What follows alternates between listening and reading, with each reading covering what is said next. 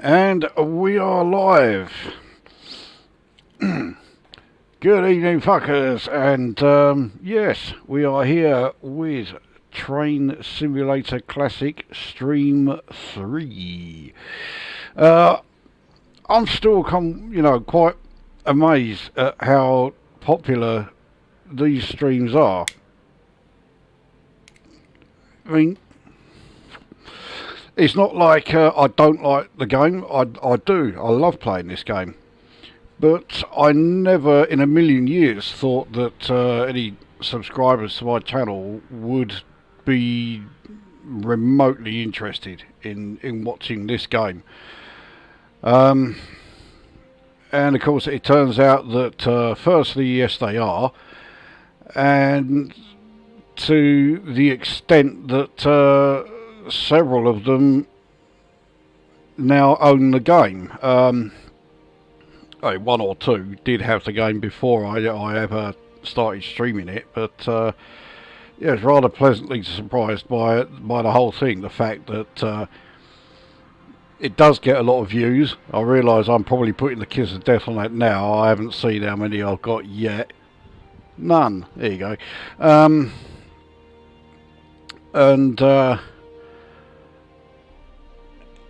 Yeah, I get plenty of people watching these things, usually watching it, once the stream was finished. And yeah, some have even gone out and bought the game as a result. So yes, not bad at all. So for this one, we are going to be focusing on high speed. We are going to be doing 3 scenarios. I kind of learnt the lesson from the last stream I did, where well, technically I did 4. 4's too many. 3's a good number. Yeah, the last one, the 4th one. Thankfully, the 4th one was such a disaster that I stopped it early. But yeah, it was one too many. So 3 will be fine. Right, Jim has joined us. Erodian has joined us. Getting Ivory Cobra errors in my favourite game, so here I am. I can't imagine what game that might be. You know what? I have a funny feeling that during the discussions tonight, that particular game may crop up, because of course there's a forthcoming feature in that game, and those who are in the shitting hippos or Lukozer's cunts, whatever name you want to give to that particular squadron, could be getting something new. Well, there's no could be about it. They will be getting something new. If I play the game again. So yeah, that is likely to crop up at some point. But anyway, let's head into the drive menu. So the 3 scenarios that we are going to be doing tonight.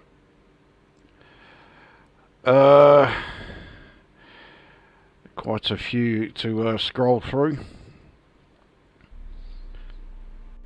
So the second one that we'll be doing is this one on the London to Faversham high speed route. So we'll be taking a class 395. This one, well, as you can clearly see, it's the only one on this route DLC that I've not, well, I've never tried it. And so I've not got any rating, let alone the gold rating. But if I do manage to get the gold rating, that'll be everything on that route DLC sorted out. Which also means I probably won't ever play again. So yeah, that's going to be the second one. The third one we will be doing is way down here. And that is here on the West Coast Main Line North. And we'll be doing this one here. We'll be taking the Class 390, aka the Pendolino. And so this is, yeah, Motherwell Trials, so I'm assuming it's like a test run of the Class 390 on a round trip to Glasgow via Motherwell.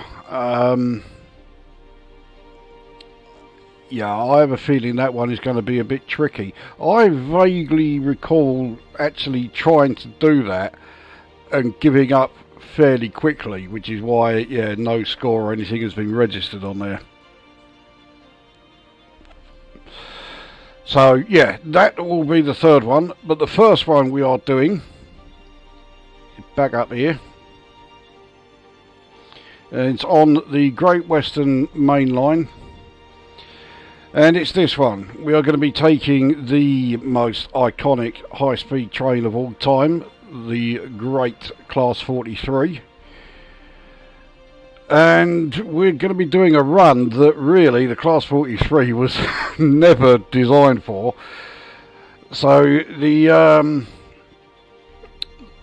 scenario write-up: due to a shortage of Class 166 DMUs, First Great Western have had to stand in with the use of a green and white livery HST. Your task is to take the train on a morning semi-fast service from Oxford to Reading. I mean, that's a very short distance. Your only stop will be Didcot Parkway. Now, you may have noticed I have actually tried this scenario before. I don't know how many times I have tried it, but the best score I ever managed was 187, which is pathetic, to put it mildly. I mean, surely I can't fail to do better than that the second time round.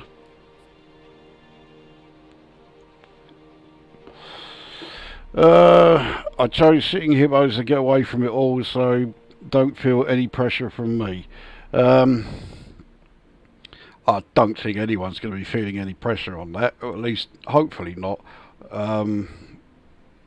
Yeah, with regards to that thing, it's I suspect it's going to all be like pretty self-explanatory.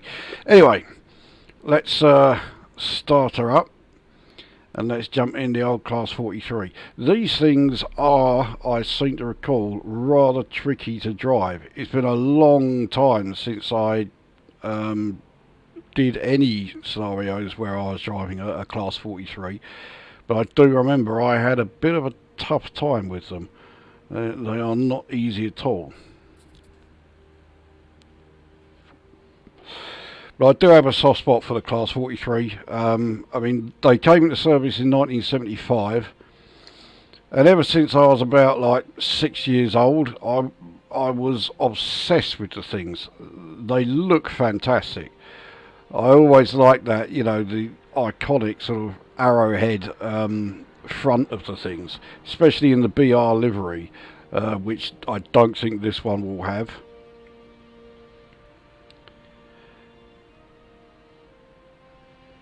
And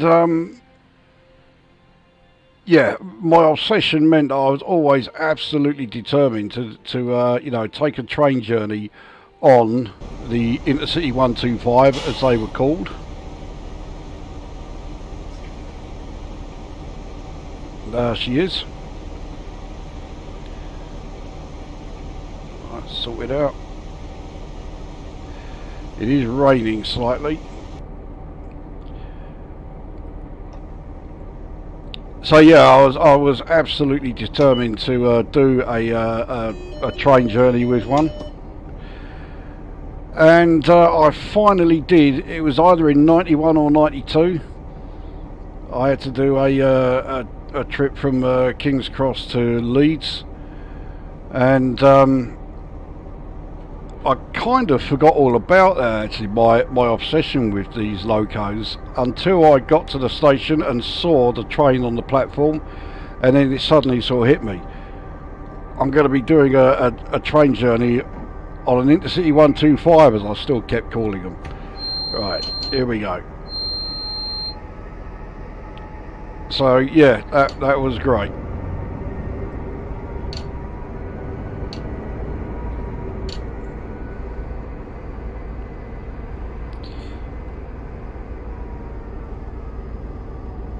they haven't quite got the engine sound.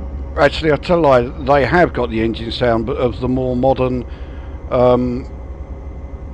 43s, because these trains are still in service today,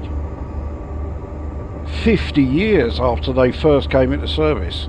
I mean, admittedly, it's a very limited service that they do now, but they do still operate.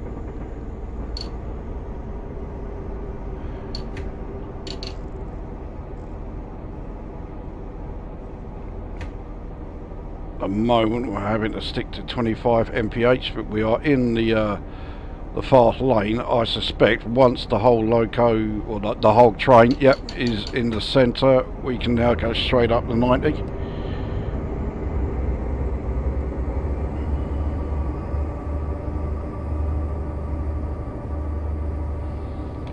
So yep, there is only the one stop, 10 miles away. And then after that, onto the terminus. So I'm expecting red lights, but I mean I'm in the lane for the express service, so I can't imagine I'm going to get too many red lights. But it would appear that, well, based on my score anyway from my previous go, I reckon I've got to be. Well, I guess we'll find out.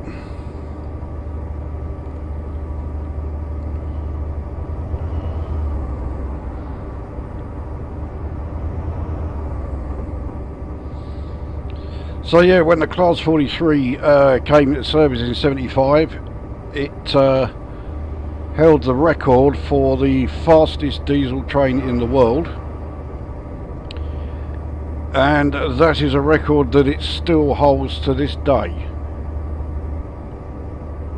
It's not bad for a locomotive that was built purely as a stopgap measure. It was never meant to have like a long service time.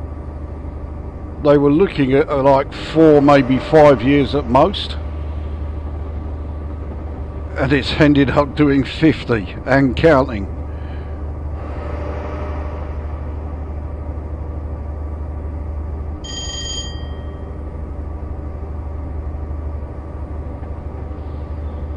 Great looking train, especially in that livery.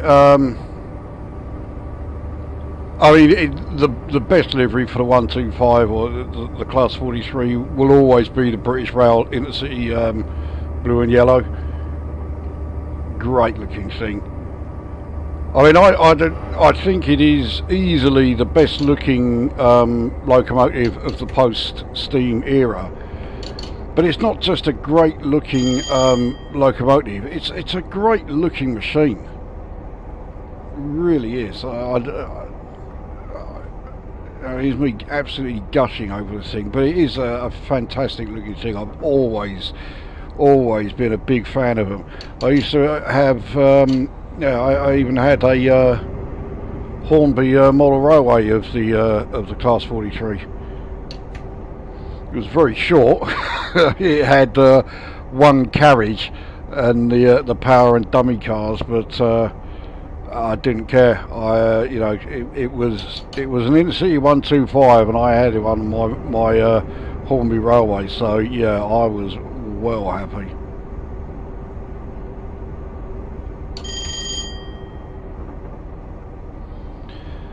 So you have just over 6 miles. Everything is hunky-dory so far. I'm not seeing anything to sort of indicate that you know, why my previous attempts on this was only scoring 184. I am on time, only just, but yeah, I am on time.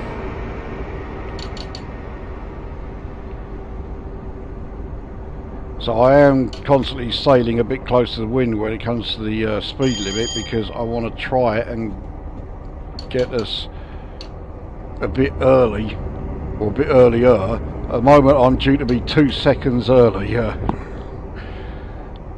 I'm going to try and improve that. We're now 3 seconds early.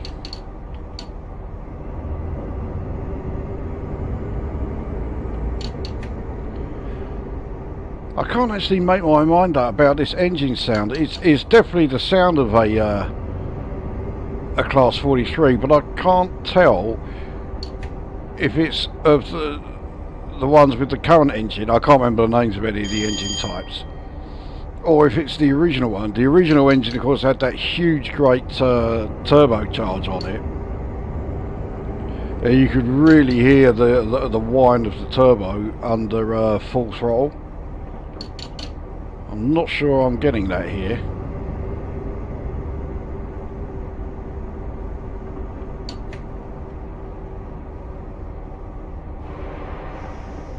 So 3.5 miles before the first stop.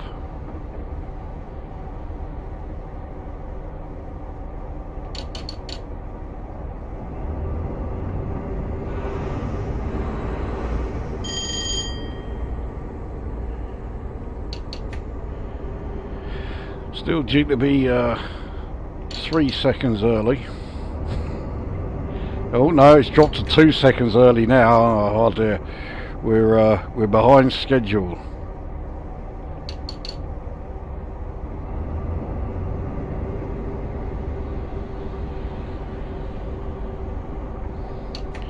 We are going to have to scrub some speed in a sec. There goes a Class 47. That, yeah, we're now at a yellow signal. Maybe now we're starting to see why I began to fail in the my first attempt.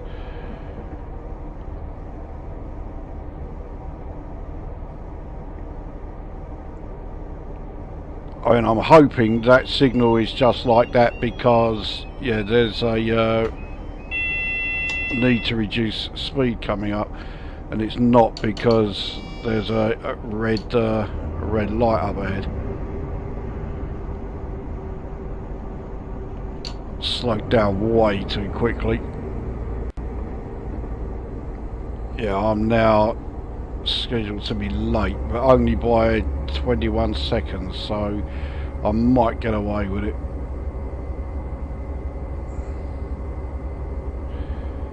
No, that's a red signal.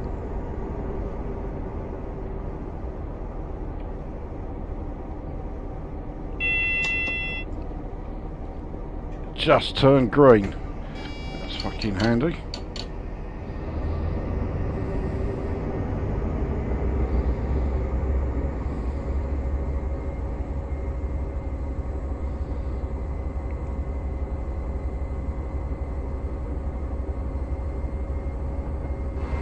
So we're into the 40 mph zone.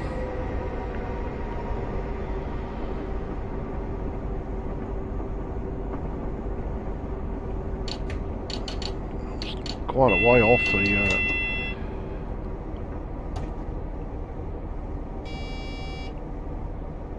I'm still a long way from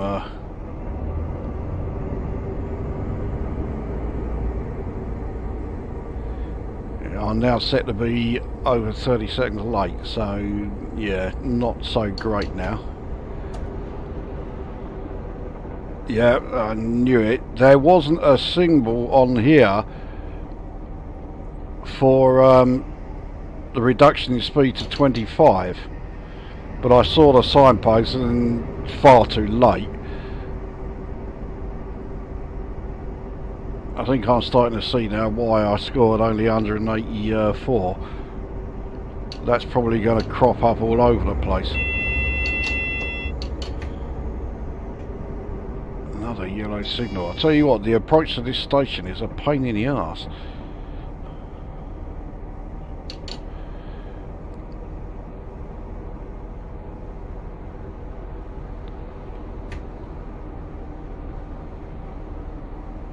Well, hopefully once we're out of here, because I'm now set to be 40 seconds late.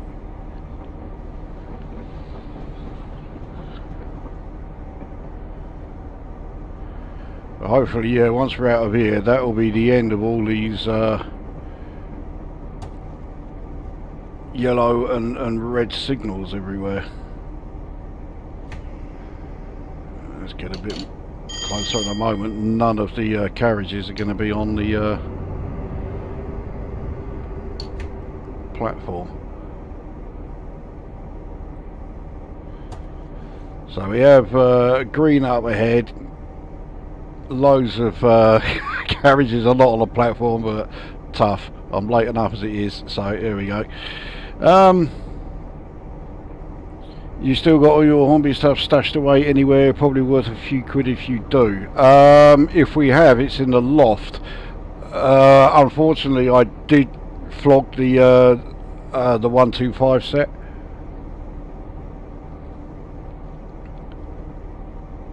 But yeah, there were a fair few that I did keep. I had a Class 27 loco in British Railways green. I didn't get any deductions for lateness. So next stop then is the final stop.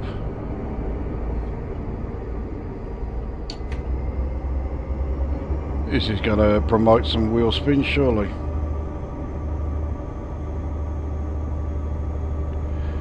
Or maybe not.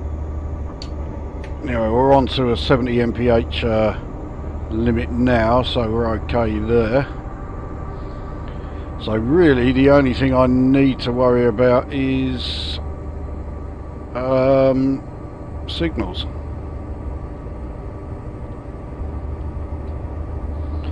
So 17 miles to Reading.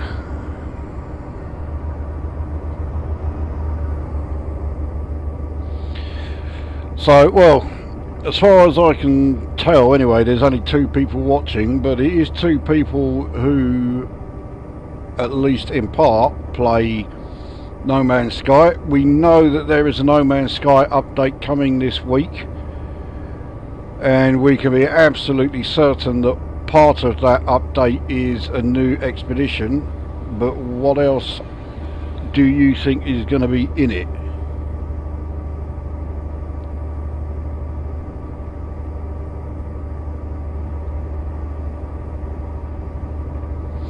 I think I can stop the windscreen wipers now.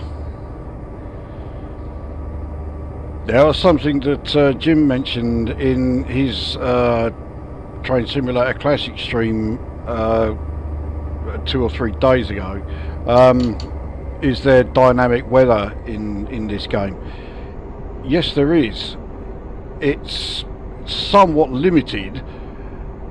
It's like if you're on you know, you're doing a scenario which is where the weather is set to rain. Oh, now on a 125 section.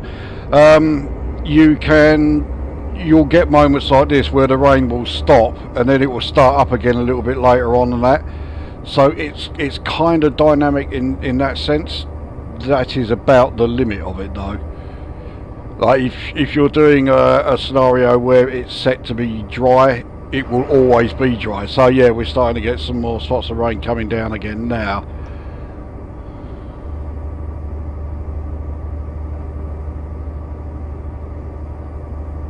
In my current ETA, I'm actually set to be early, which is rather handy.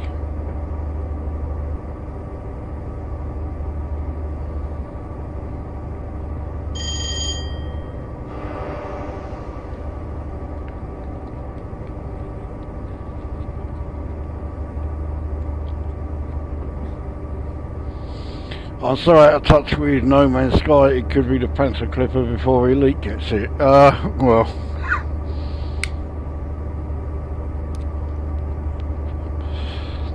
Technically, No Man's Sky has had their version of the Panther Clipper for fucking years.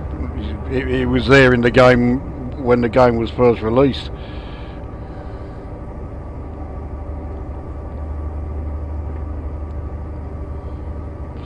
Well, as I've got a bit of a gap here and there are you two watching, you two are both obviously in the Elite Dangerous Squadron of mine.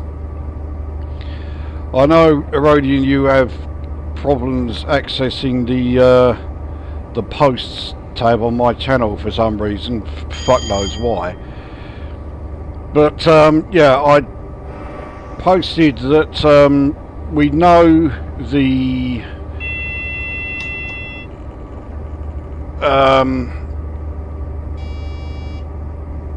squadron carrier is coming to squadrons, and I can tell you that we will have one. I am quite happy to just buy it outright, but what I don't know yet, and this is something that I'll be putting to the squadron, is what outfitting to put on it, what modules it's going to have. Now I'm going on the assumption that it's going to have the same sort of modules as, you know, your own fleet carrier. So I guess the question is, you know, do you want or rather, yeah, what modules do you want fitted to it? Now if it was down to me, I would have it set up exactly the same as my fleet carrier, which is that it has everything except the black market. But of course there is a drawback with that, and that is that the weekly upkeep costs are bound to be pretty high. I mean,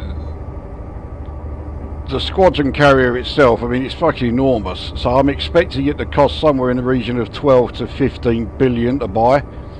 Now like I say, I'm fine with that, but I will probably need contributions from the squadron members for the weekly upkeep. But those contributions will be reflected in the rank, because at the moment there's only 5 ranks within the squadron.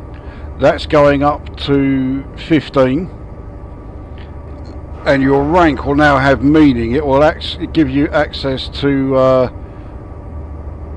things like, yeah, some features on the squadron carrier. Speed limit now goes up to 125. Only at 116. I'm going full throttle. The acceleration rate has really slowed.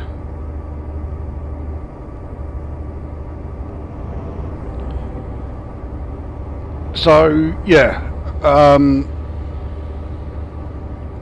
I guess the thing is, yeah, what features would you want installed on the squadron carrier, and are you prepared to contribute towards the weekly upkeep?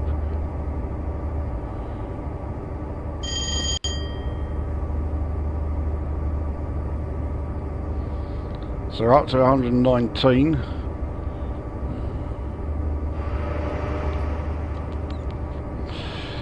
Just under 7 miles. Hoping they fixed the underwater cuboid room bug. Oh, No Man's Sky, yeah, that thing, yeah, it drives you around the bend.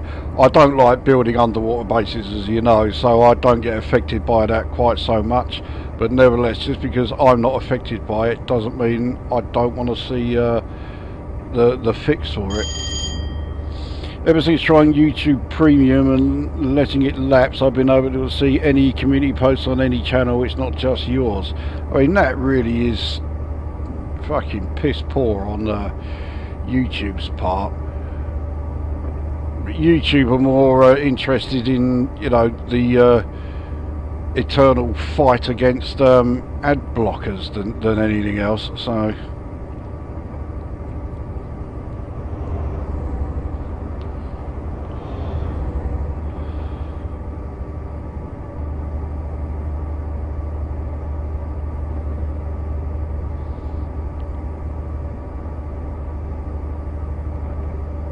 this is a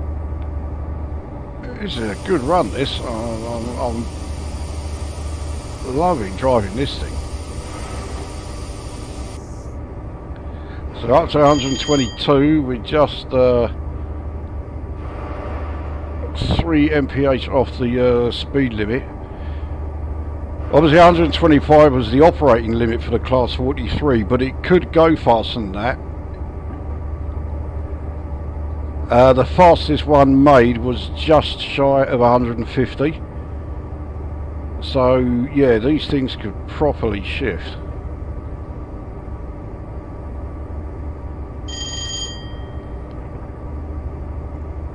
It's been green lights all the way.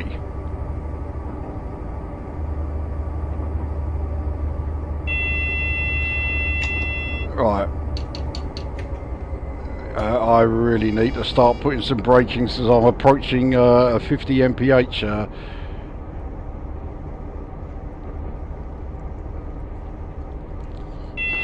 And I'm approaching flashing yellows, which is not good. I've got to brake harder than this, because that next signal could be red. Oh, it's flashing yellow.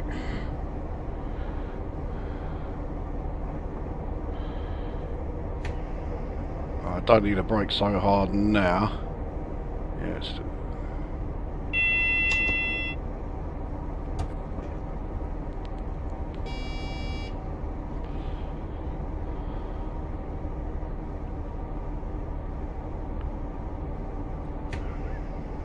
Okay. Now, the thing is, we're not at 50 for very long before it then drops down again to 25. So we're okay now. On to green lights again. Let's get some more braking in, get us down to 25. I've got to brake hard on this. I left the braking a bit late. Actually, no, I haven't. If anything, I've braked far too early.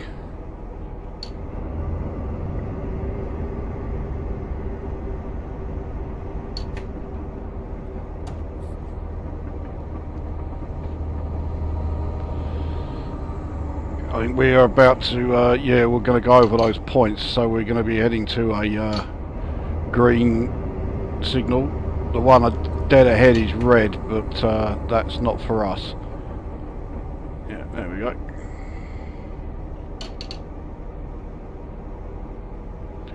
Just realised I'm currently set to be really late. I think I'm starting to see now why I didn't score very many points in my one and previous attempt. I'm set to be nearly 50 seconds late.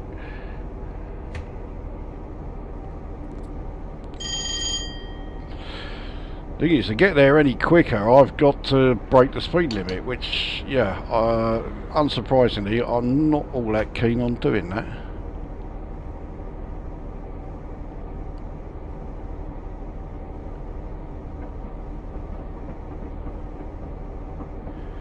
It says I'm in a 50 mph zone now, but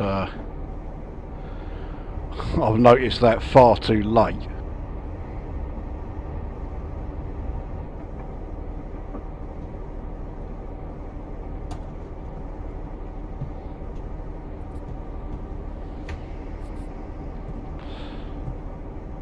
Let's try and get all the carriages on the platform.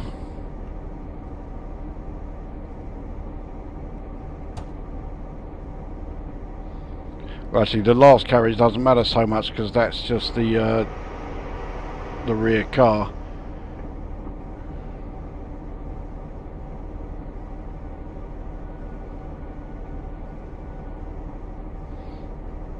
There we go. Right, we'll see how many points we lose. I was as near as damn it a minute late.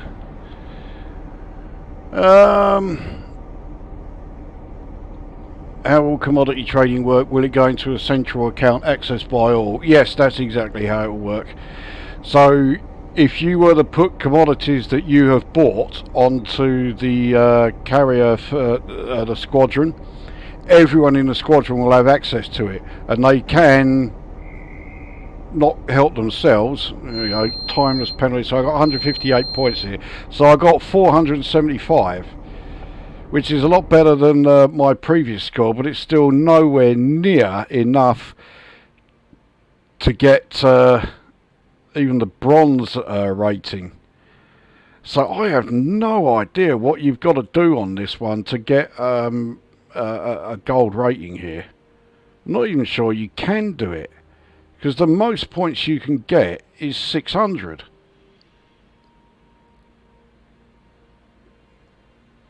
And I got 475, so... Oh well, that's the Class 43. Anyway, let's finish what I was saying. So yeah, if you have access to the commodity board, this is what I'm thinking anyway. You basically swap stuff with other players who have access to it.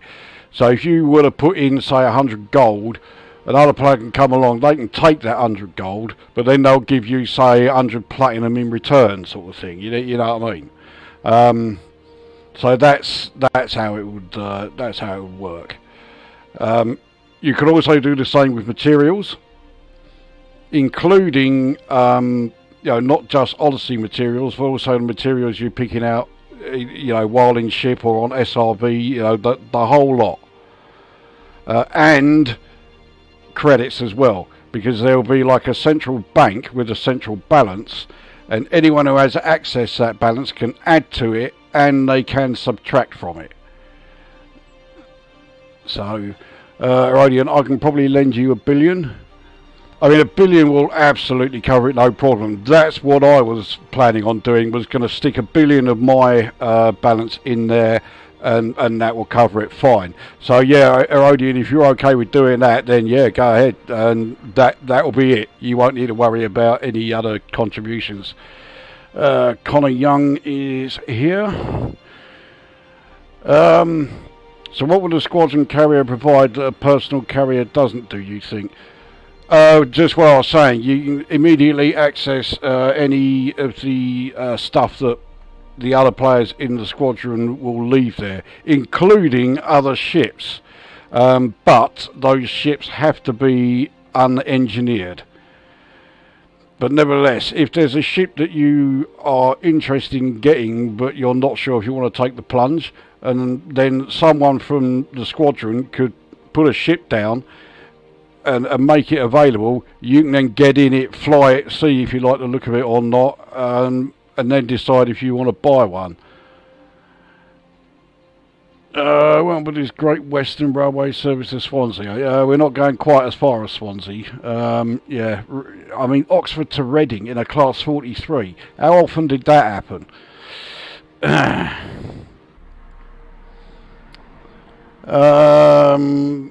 Radiant, could I get rid of the shite I don't need from the care packages onto the carrier? If you can, then I will definitely do that. In fact, yeah, there is a way you can do it. You can, yeah, put all of the materials that, are stopping you from, picking up all your care packages, shovel them onto the squadron carrier, so any other player can just grab them as and when they like. Meanwhile, you can then grab everything from all your leftover care packages, because I've got shitloads of them. So yeah, I would need to make use of that as well. Stephen Jakes is here. Are you taking a break from Neverwinter Nights, though?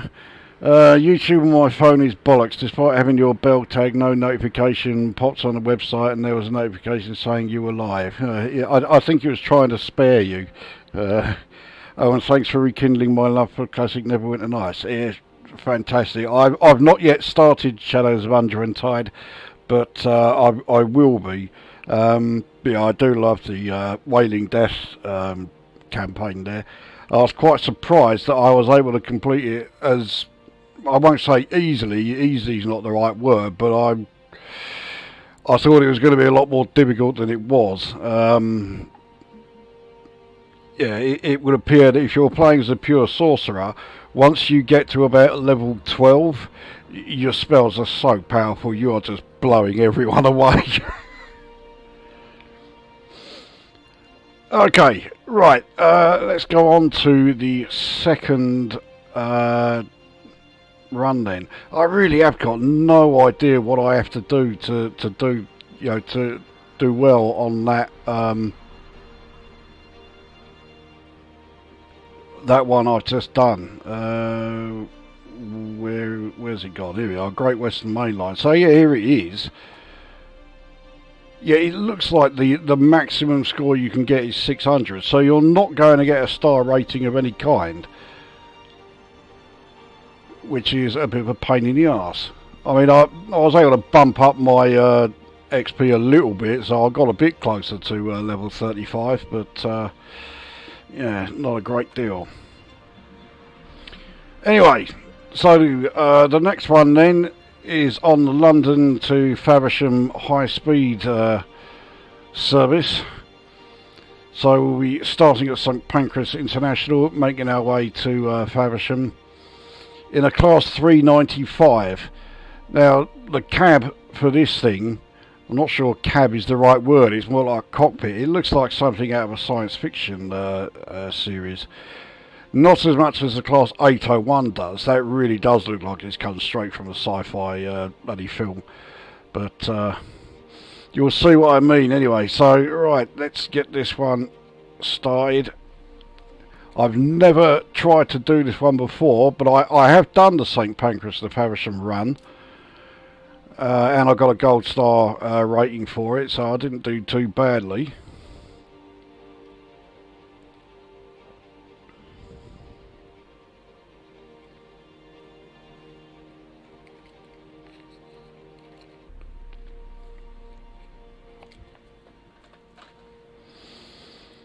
I'm not sure if you see any YouTube feedback on your videos have been watched or not, but just so you know, it's me that's been blasting through your C61 Amiga Reviews playlist while at work. Yeah, believe me, I've seen them. Right, let's load up the old passengers. Get the cab lighting, but I mean, look at this.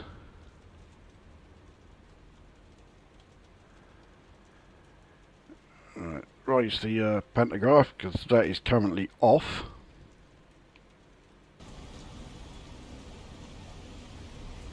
Let's get the lights sorted so that they don't change. So, okay, we won't do that then. I think we're going to need the windscreen wipers for this one, which I really hate doing, and well, you'll soon find out why. Every single one of these lights is red, so it says I'm ready to depart. It doesn't look it to me.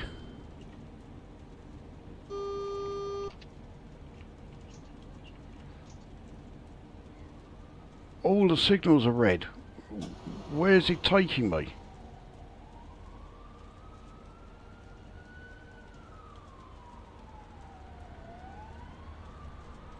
Oh, okay, this one's just turned to yellow. Right, so yeah, it is raining pretty heavy. And that sound is so grating.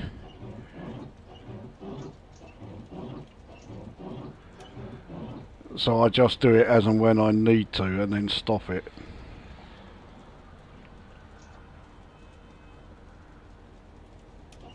Trouble is I need to do it fairly often.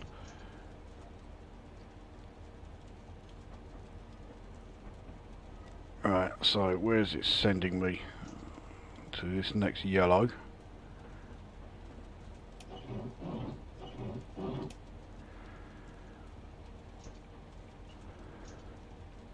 Which just turned green, so whatever's ahead of me is pulling away, probably at a fair old rate.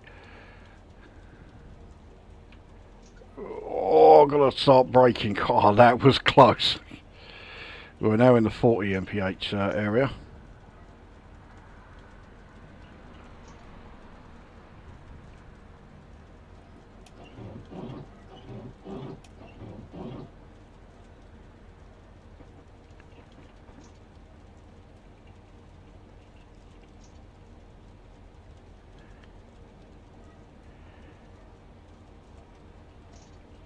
once we're out of here, we hit the 140 zone, and then we're all right. Whoa! I just realised I'm speeding because I'm on a downhill section, and the emergency brake thing has fucking come in. Here we go. Right. So after that dismal start, let's get underway and get some speed going. Surely the only squeak on a dry window. I mean, that's what you'd have thought, but no. And the lights are making no difference whatsoever during this whole underground section. So my score now dropping down to 63. I don't rate my chances of getting a gold star on this one. The trouble is, I can't read that very clearly. I think it's saying 200. That is 200 kph. You've also got your speedometer here, and you want it to, yeah, you don't want it to exceed this one.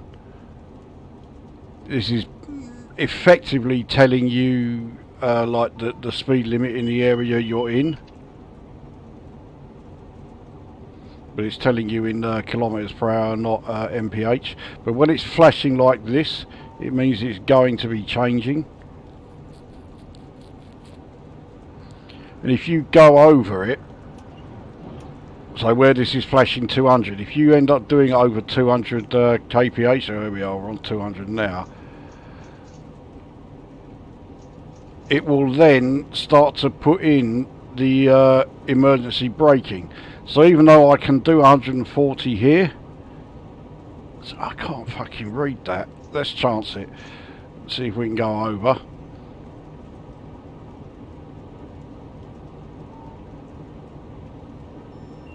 Yeah, see, it's put the emergency braking on.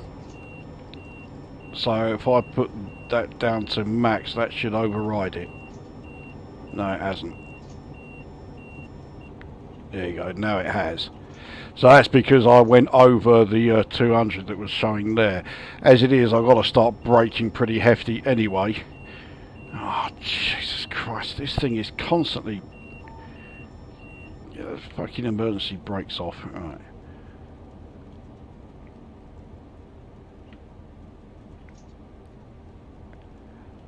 I mean, to be fair, I get so sort of disorientated with how fast this thing goes that now it feels like I'm barely moving, but I'm doing 72 mph.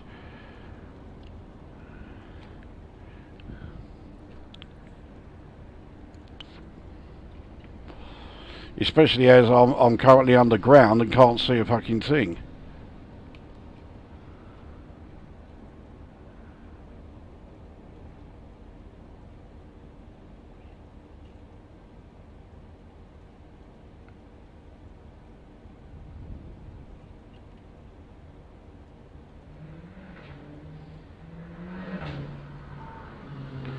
So despite it being a bit... I was just going to say, despite it being a bit of a dismal start, I've actually arrived at the station in not too bad a time. Oh, fuck off! How am I... Oh, okay, I can see what the problem is. There's a fucking train right in front of me. Now I've got to somehow pull into the station.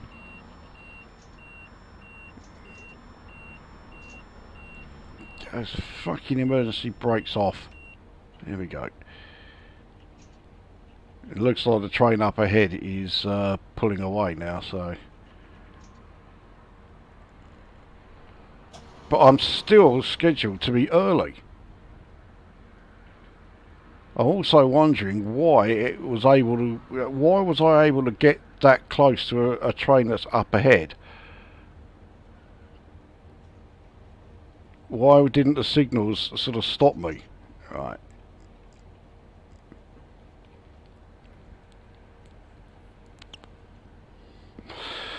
Who knows? Anyway, I've lost a total of 70 points so far, but at least I've made it here early, so I'm not going to lose any more points here.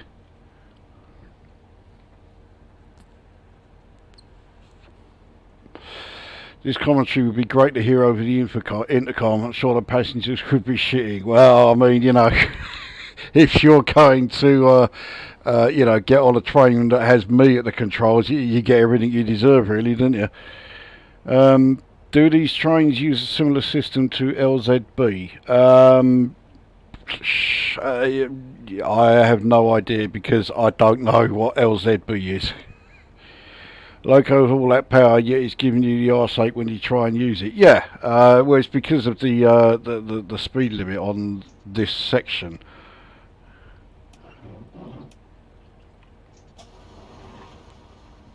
Anyway, off we go. Next stop is Ebbsfleet, and I've got to do a bit of poncing around when I get there, because at Ebbsfleet, yeah, I have to change the power supply. I have to change to... Oh, fucking what? I am nowhere near the... I'm doing 50. I'm pulling out of a station and it's stopping me from being able to. This is saying 80. So, right, okay, let's go up to 80.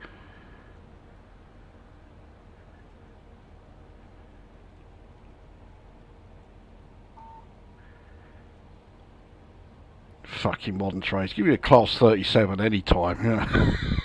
Right, so it's now up to 100. So we're okay as long as we stay below 100. That's 100 on here, not here.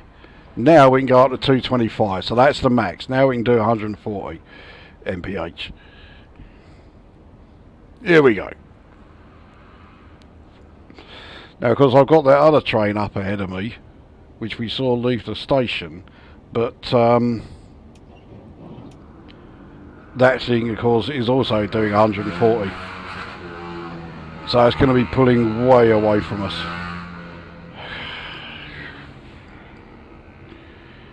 Nothing changes around here. Fuck you, motorbikes.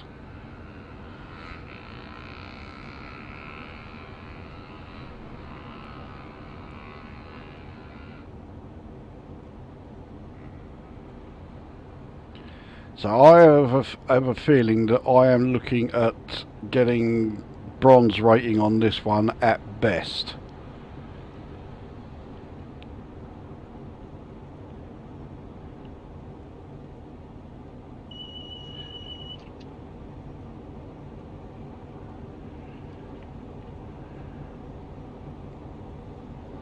Again, it would, well, this whole tunnel section, once we hit Ebbsfleet, we are well and truly out of it.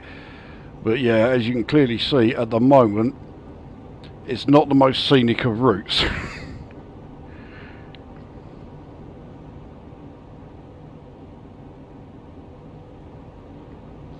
But the lights aren't doing a fucking thing, so yeah. You can't even see a great deal in fact I can't select the exterior view, so yeah, at the moment we're stuck with this view of not very much.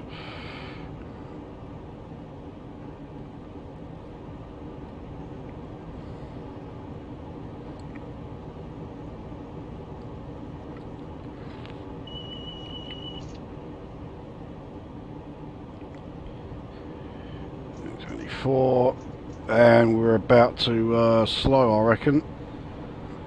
That flashing, well, it can only go down. Oh no, it's gone back up again. Okay. At the moment I'm scheduled to be a minute and a half late. I'm not surprised.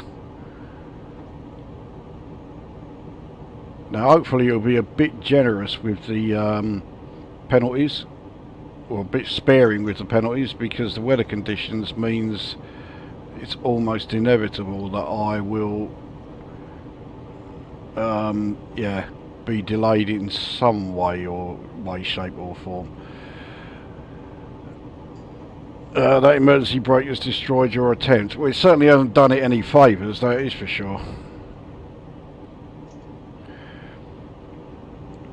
LZB is a train protection system in Germany similar to AWS here. The LZB is for trains that can go to over 220. In that case, yeah, that's what this thing has. I think that's the system that was kicking in and constantly putting on the emergency brake for me.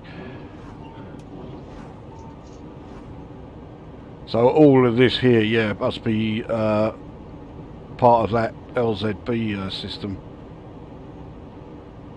Now the thing is, when this speed goes down, so the next speed will be 200, it really does not give you, here we go, it doesn't give you a lot of time to react before it will kick in the emergency brakes.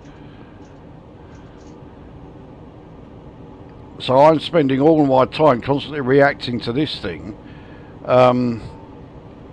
rather than trying to actually drive the train well.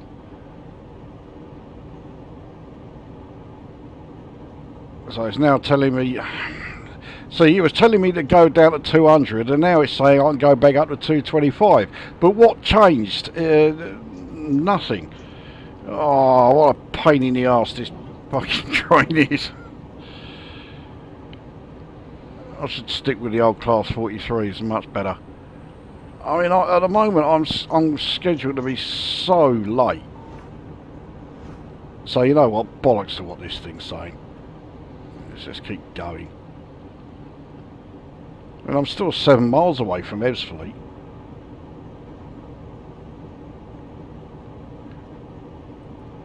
The thing is, because it's night time and we're in like, yeah, really snowy conditions, you still can't see a great deal. Ah, and the emergency brakes are cutting again. Let's override it. There we go.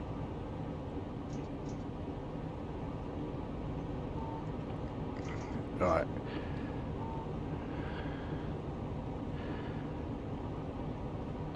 So I'm following what this thing's saying, and it means that, yeah, I'm over a minute late. Thankfully, when we get to the next station, this thing gets shut off. What the fucking hell speed am I supposed to be doing now? I mean, it would help if I could actually read what that says. See, here it's saying 200. Well, I'm well below 200.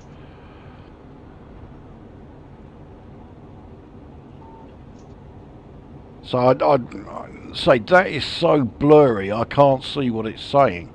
And if I zoom in, yeah, I've got even less chance of seeing it.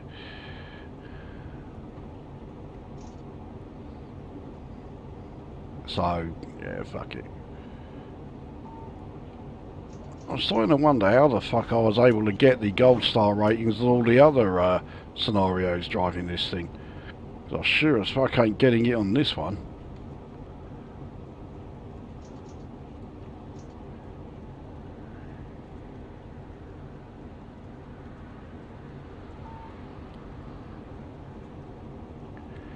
Alright, so now we're going quite a steep downhill gradient, so need to try and keep the speed under control somewhat. But I also need to try and actually get back on schedule. Now, the thing is, if we were doing a scenario where it's in daylight, I would be able to read what that there says. At the moment I have no idea. Something in the back of my mind says it says 180, but that would make it lower than the 200 it prints here. So here we go.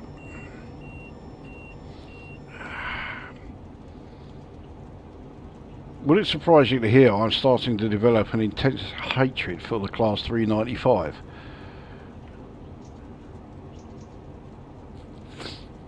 Amazingly, I'm now only 14 seconds late, or well, my current ETA is only 14 seconds late, but I'm...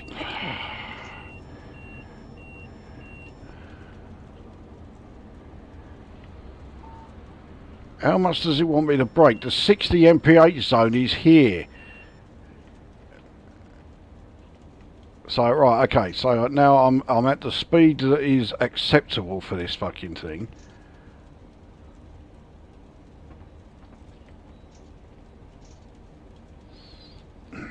I'm having to focus so much on trying to keep control of this fucking thing that I'm missing a load of chat.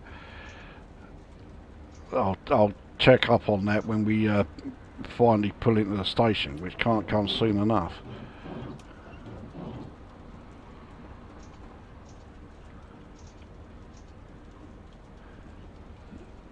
I still can't see what that is saying. Let's get it below 80 before the fucking emergency brakes come along.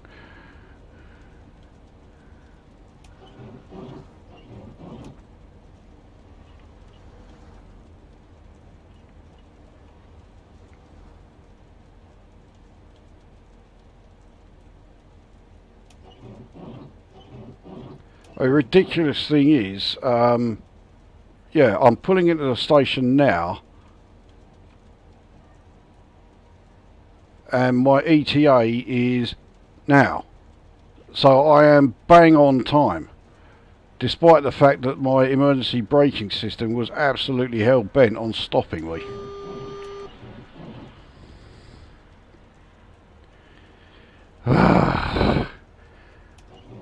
What a fucking horrendous joke. Right, now, while I'm here, I've got to change the power, because we're now switching to DC. So, right, pantograph down, change to DC, lower the power chute, power up. That should be, yeah, we're all okay. Right. Where are we? Cyberdemy has arrived. It's still better than the Metro system in Star Citizen. Being better than Metro or being better than something in Star Citizen is not exactly showering high praise. PZB is a slower system for trains that are slower than 165 kph. Yeah, you'll have to give me that in C of E. I have no idea what kilometres per hour is. You can't read the speed limit because of the wrong type of snow. There you go, that must be it. Those white lights are just that, no actual numbers. The white light means drive by sight, if I remember. I couldn't see anything. Yeah, that's not a good sign. I can see exactly why it's pissing you off. I'd go on strike if I were you. Well, going on strike wouldn't do much to get my gold rating, so yeah, as tempting as it is, I've just realised, isn't this... Yeah. You know where I was on time? Yeah. I would have been on time if I'd remembered to let the passengers out. I got so caught up in sorting out my power lines and everything that I forgot to let the passengers off. So now I'm 2 minutes late, which means my score is now going to get absolutely slaughtered. Don't you just love this game? Well, I do, but I'm starting to really not like this scenario. So I got 95 when I should have got, yeah, significantly more than that. Anyway, here we go. So, yeah, power change is all done. At least that worked. And now, because I'm, yeah, being powered by DC current, this whole thing is now disabled. And I'm not sorry about that. It does also mean that I don't go anywhere near 140 mph anymore.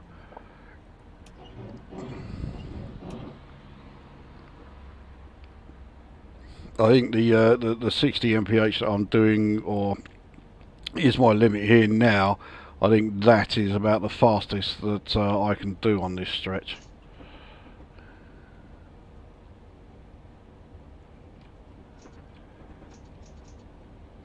You can also see I have a lot of, yeah, the next station is already coming up.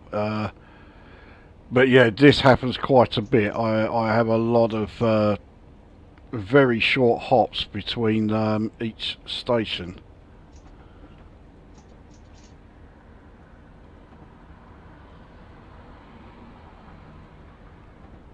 So I'm now on a 70 mph stretch. Not that I can actually get to that speed because I've got yellow signals everywhere, and yeah, and I've got a 30 mph limit fast approaching. Well, I won't brake anymore just yet.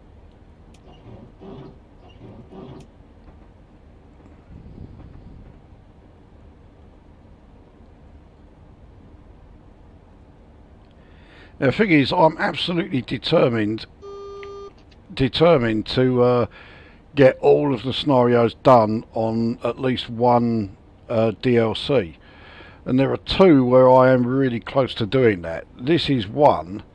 The other is the Fife Circle line, but of course that one, yeah, I've got to complete 2 scenarios driving a Class 68.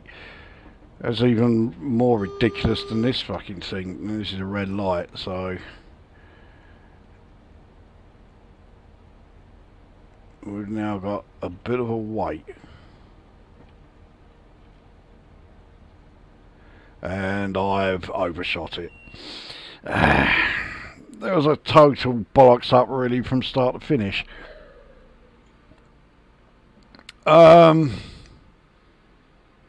Oh, look at all that. Yeah. That wasn't very good, that one, was it? Right. Wobbers Tube. Yeah, I'm sure I've butchered that pronunciation, but we watch you because you're honest, funny and down to earth. Well, I'm honest, yeah. If the driver exceeds the permitted speed plus a margin, LZB will activate the buzzer, which we kept hearing, and an overspeed light. If the driver fails to slow the train, the LZB system can apply the brakes itself. Yeah, which it was doing all the fucking time. Target speed, maximum speed at a certain distance, shown with LED numbers at the bottom of the speedometer. Target distance, this, yeah, blah blah blah blah blah. Anyway, the bottom line is I fucked this one up big time. Do you really want to see me have another attempt at this one? Because I will if there's anyone who actually wants to see it. If not, we'll just skip this one and go on to the third. So the choice is yours. What a horrible feeling I'm going to be made to regret that. Anyway, I can light up a fag while that is being looked at or being considered.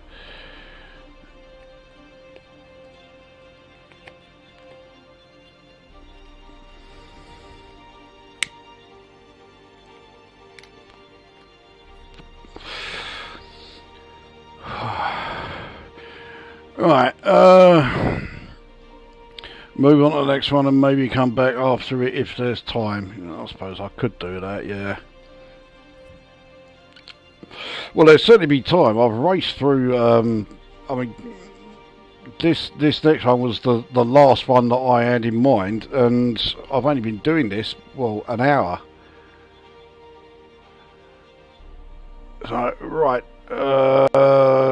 the third one then, we're into a Class 390, which admittedly it's been a while since I did any of the scenarios in the 390, but I do remember it was a lot less fucking ball ache than the 395. Here we are. So, right, it's this one. Motherwell Trials. So, yeah, the write-up doesn't tell you a great deal. Drive a 390 on a round trip to Glasgow via Motherwell, and that's it. But the fact that this is rated 3, so it's rated medium difficulty, I mean, you can't read a great deal into that, actually, because there are some... which one was it? There was one that I did a couple of days ago. I think it's back up here somewhere.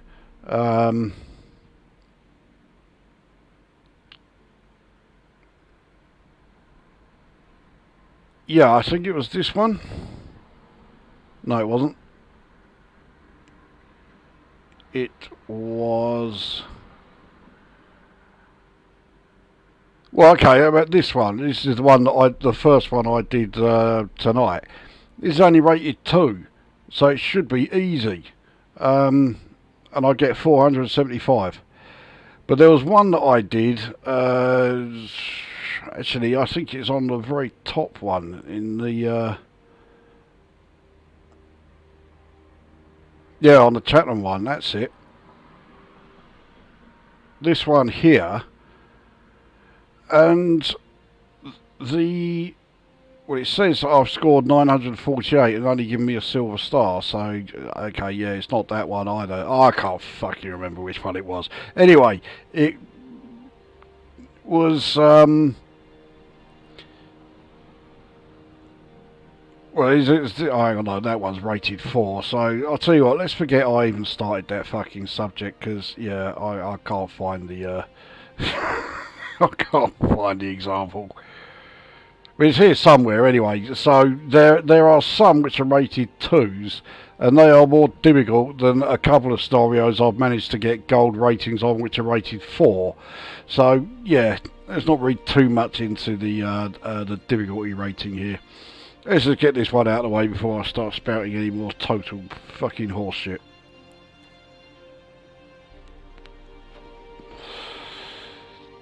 Just thinking of the blood pressure. Yeah. I suppose that is something I need to take into consideration.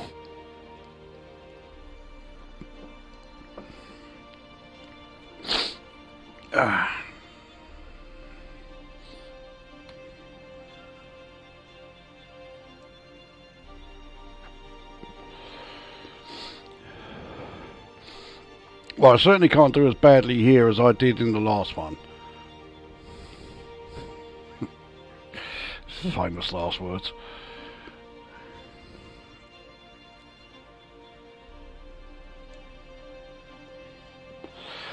Well, at least this time I will, you know, when I pull into a station, I will remember to actually let the passengers off. Yeah, when it comes to fuck-ups when train driving, that's quite a major one.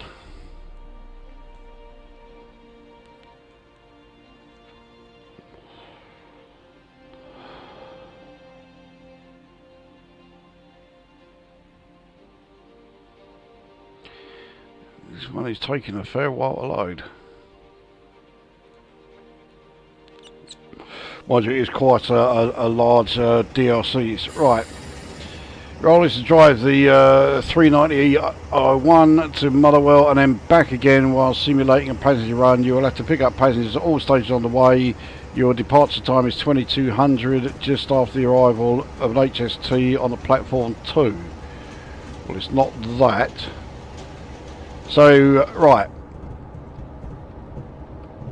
Let's, I can't remember the key to light up the cabin here.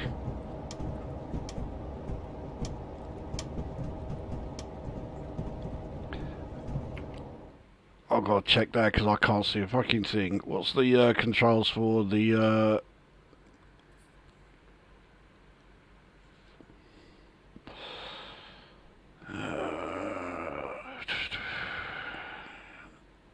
None of them are any good. Does this mean... oh, here we go. Headlights H, and I don't want that. It looks like there isn't... oh, right, glare panels. Is that it? It looks like it. Right, okay, let's try that then. So, U. Oh, no, that's up here. That's no good. There's got to be a key for interior lights. Okay, headlights is no good. I don't need them. I need to be able to see everything inside the... and there isn't one. Have I just like completely missed it? Is it like really obvious and yet I just can't see the fucking thing? Why do descriptions say you'll be simulating a passenger run as it becomes self-aware? Who knows? Or is it using AI?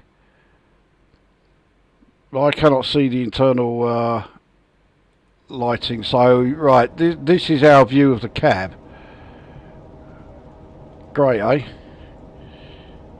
But yeah, there is no mention of what control to use to light up the. I've also forgotten to.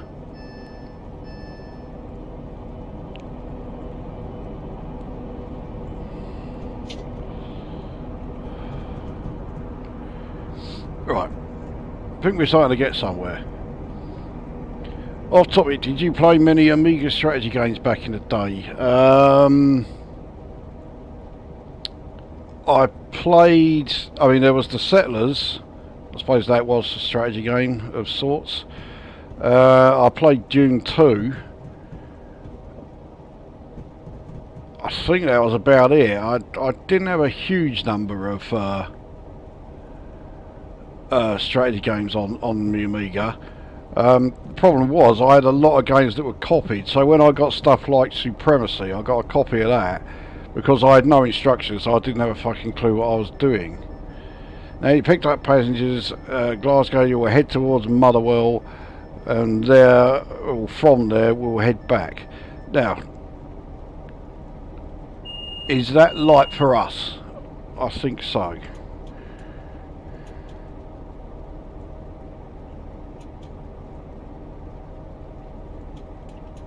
Why am I... Oh, here we go, right. Fucking hell, this thing takes a while to start moving.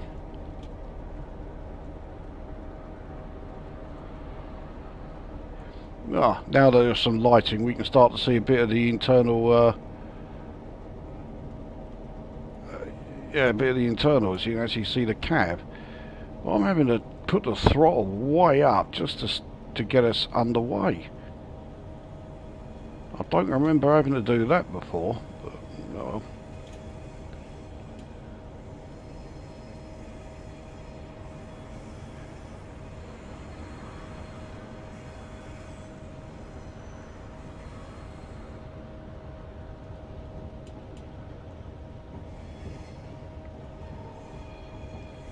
Right, so we are going. Yeah, that's us. So we're okay there.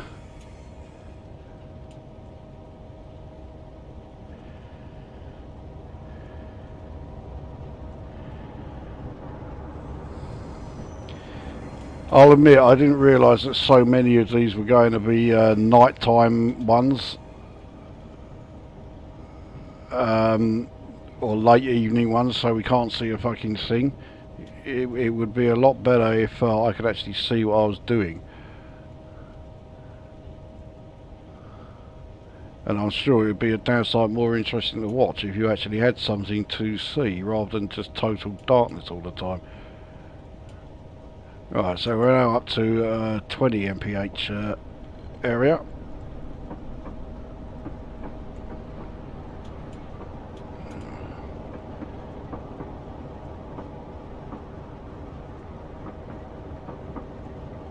We've got a few more greens up ahead.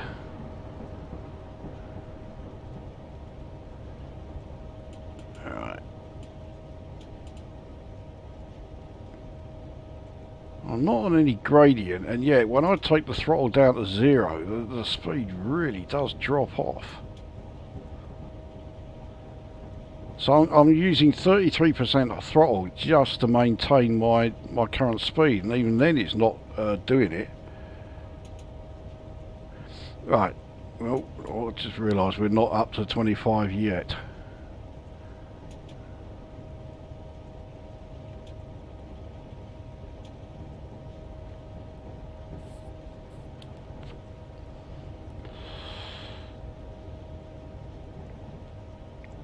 Now we are, and then we got 30 not long after that.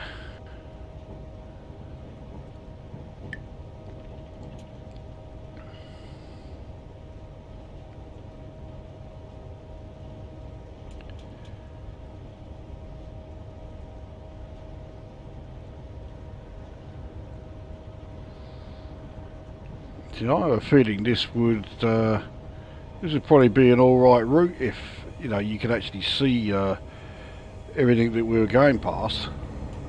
You know, so we're on to a 30 mph section now.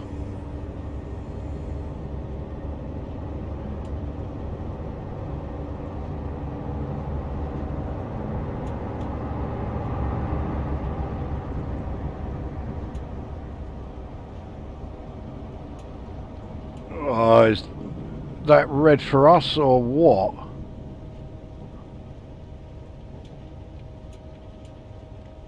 I think we're on that. Yeah, we're on the green. There we go.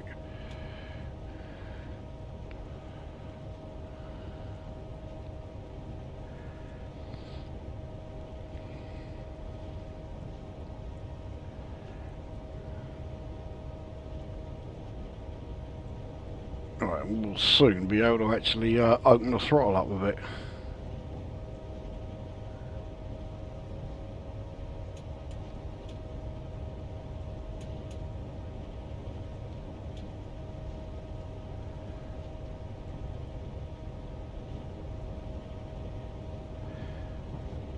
Okay, here we go.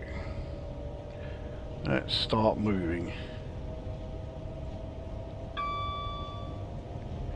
This thing does have quite a good acceleration rate. The chances are that I'm going to hit 75 in no time at all.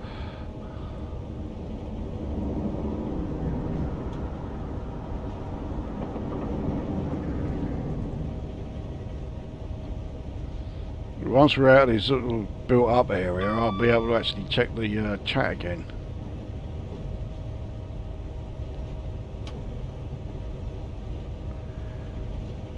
Looks like we are coming out of that exact spot. So once we hit 75, we can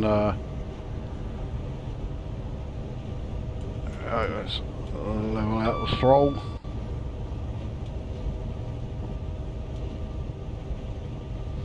Right, where are we? Any possibility you may do another follow-up to your Last Jedi website deep dive? I can only assume you didn't see the post that I made about that then.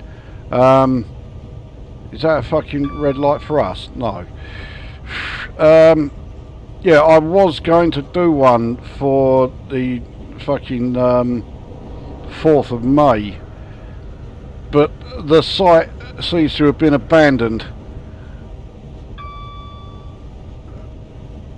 The site that I went to in the second video has been taken down completely.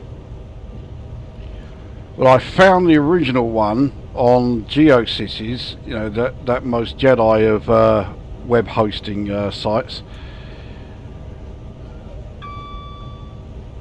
So yeah, the old one is still there, but the only thing that was the change between that and the very first video I did, well, actually nothing had changed. It was still identical, hadn't been updated at all. The link to the forums was still active, and it was very clear that yeah, all those unbelievably sad individuals seem to have finally realised that they were wasting their lives, because the most recent post on there was 5 years ago. So it's just been completely abandoned. Oh, we're up to 80 now. You know, I'm too busy waffling on about you know, the great real Jedi. I didn't even notice the speed limit change.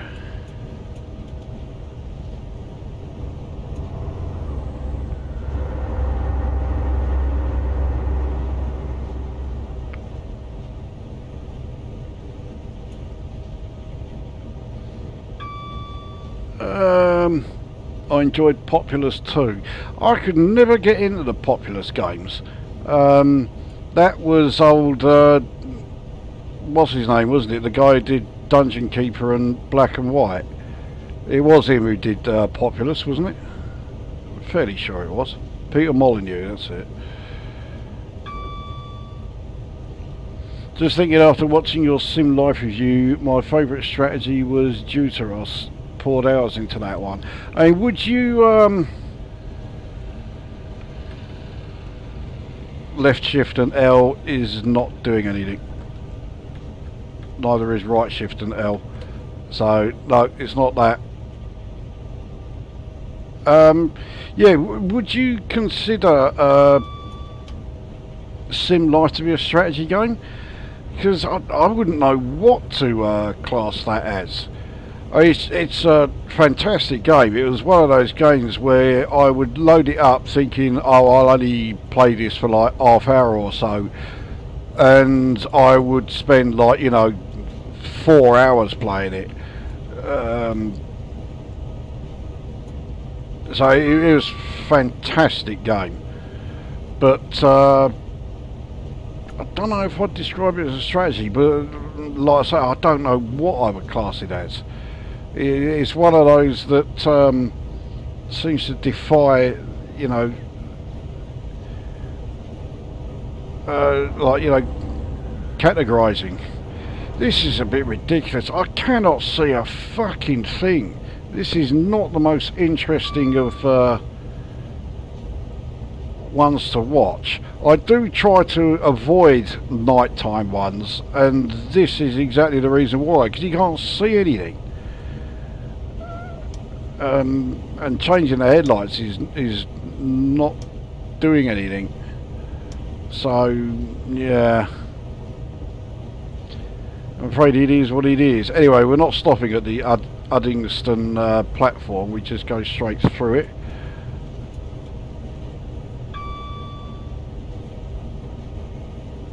And likewise here, we just go straight through this one. So we're not actually stopping until we reach Glasgow, presumably Glasgow Central.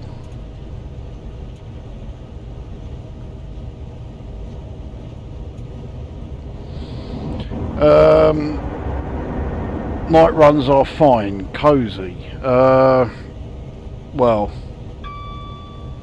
they're fine when you're just playing a game, but when you're streaming it and you've got people hoping to actually see something on screen, yeah, I think they would have very good reason to say this is not a particularly great choice of scenario to be doing.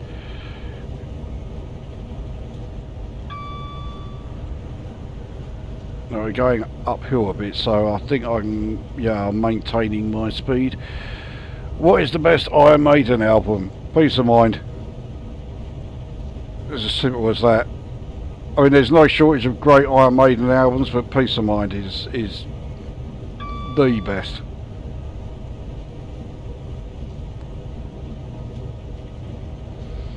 Those Jedi morons have now likely gone on to something more constructive, like proving the world is flat.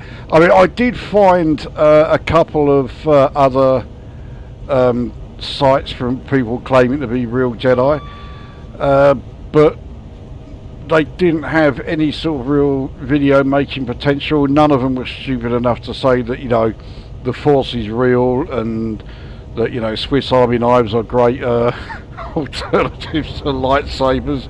But so yeah, it wasn't even worth doing a video on them. So flashing yellow, I don't like the look of that. I may have to, well, there's no may have to, I've got to start slowing down because I can't see the next signal at all.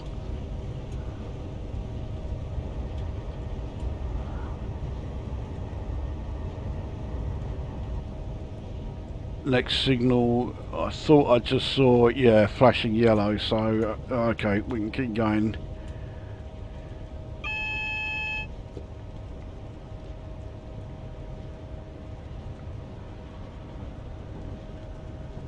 It's flashing single yellow as well. Flashing, if it was double yellow, it wouldn't be quite so bad, but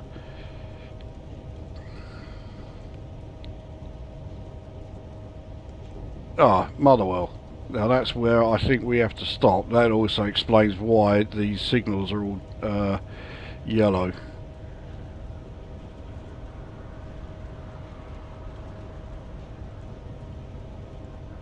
I don't know why. I always got the impression Motherwell was not that close to Glasgow, but I mean, if we were able to make it this quickly, I suppose it must be. Is that a red signal, or is that one of those ground things? Oh yeah, the signal's there, yellow. Okay. Let's keep going, because yeah, we're...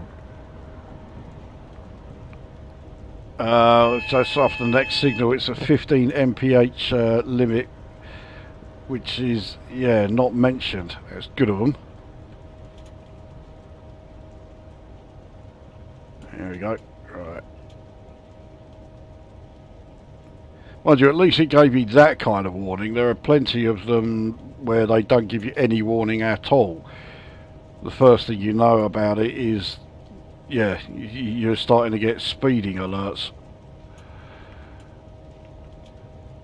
Because you're doing like 85 and then suddenly it's, oh yeah, you're in a... Now how long does this 15 mph thing go on for? I have a horrible feeling it goes on for the entire duration from here to Motherwell.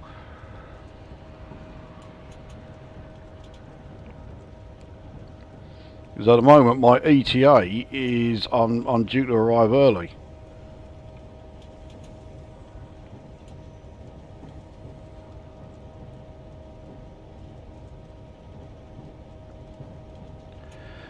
So just briefly going back to... Oh, fucking hell, that was close. Just briefly going back to Elite Dangerous. I will do... I'll almost certainly do a live stream when the Panther Mark II comes along. And once I've done that... Or during that, I'll go into more detail about, you know, the squadron carrier and what's going to be available for it and what have you. So yeah, there's more to come on that front. But that will do as far as Elite Dangerous content on this stream. Right. This is a very small platform here. Only these front three carriages are going to get the...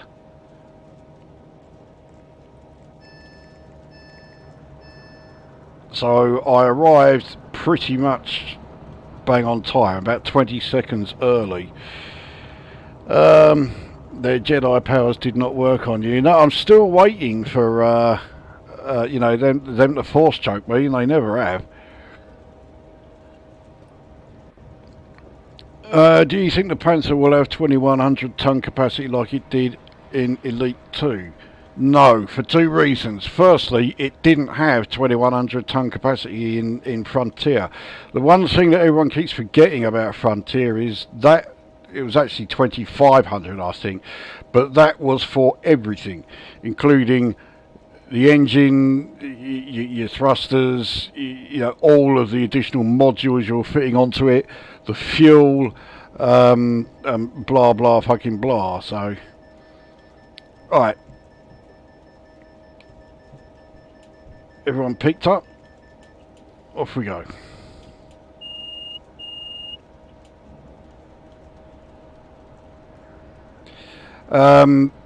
So no, I don't think it's going to have anything like 2100. It will... I can't even sort of try to guess what sort of capacity it will have. I'm sure it will be four figures, but I don't think it's going to be like massively into the four figures. I'm thinking it will probably be somewhere in the region of 1200.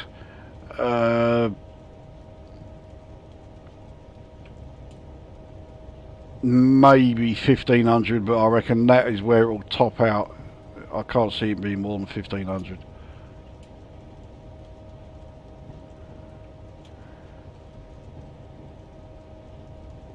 I mean, at least I can see a bit more here than I could when we were coming out of the first station. So now I'm up to 25 mph. That's soon going up to 55. So we can actually start moving some then.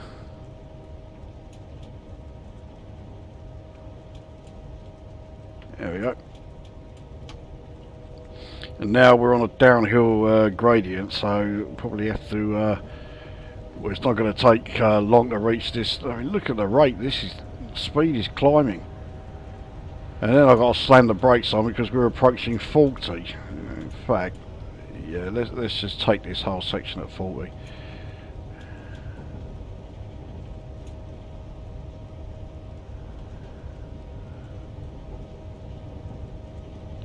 I mean, I do like that lighting. I like the colour from the old, you know, sodium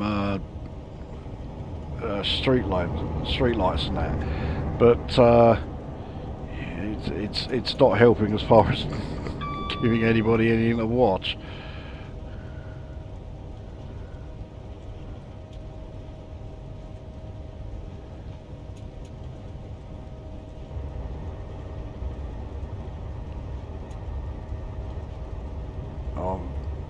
Yeah, very close to. Okay, no.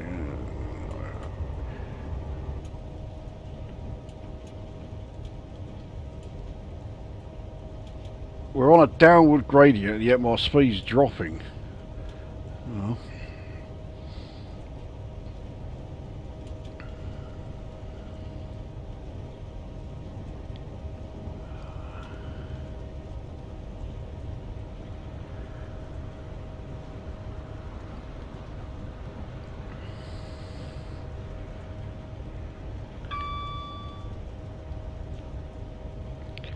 At least the next, next signal green. Now we're back to not being able to see a fucking thing.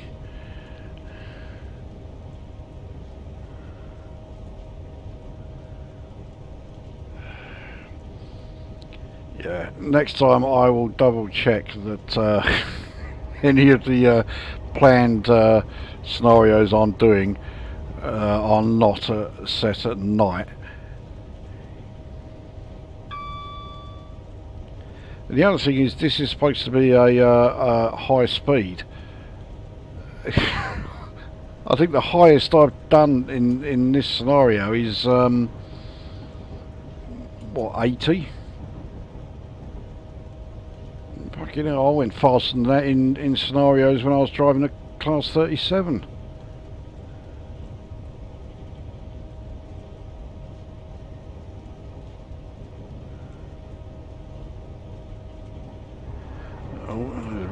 Yes, speed's dropping again. See, we're now in a tunnel. I couldn't even see the entrance to it. It looks no different here than it did in the entire approach to it.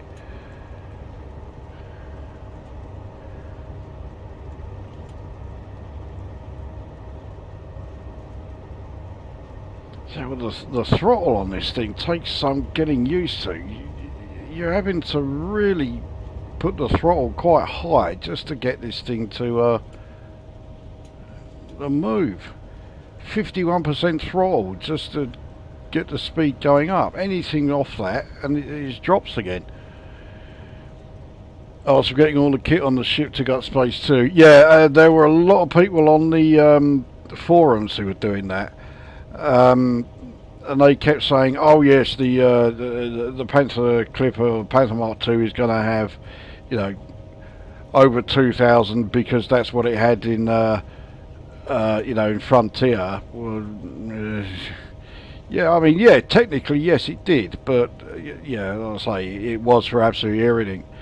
I mean, I seem to remember when I was playing Frontier and I had the Panther Clipper, and I think my cargo capacity on that thing was only about 800 because I had so many, like, you know, weapons and like shield modules and stuff like that, that yeah, my cargo capacity was nowhere near.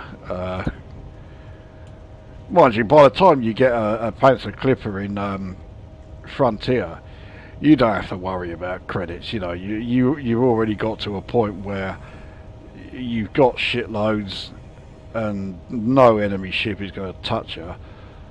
So yeah, you're laughing by then.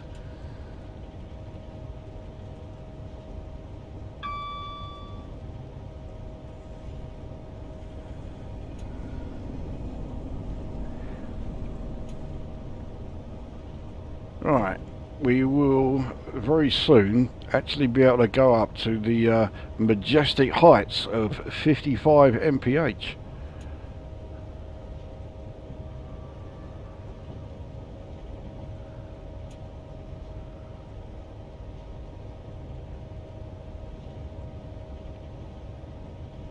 I mean, I do think that this loco is pretty good. It's just that this scenario is not showing it at its best by any stretch, and that is actually part of the reason. It's not being given a chance to stretch its legs. These things can properly shift. These things can do in excess of 140 mph.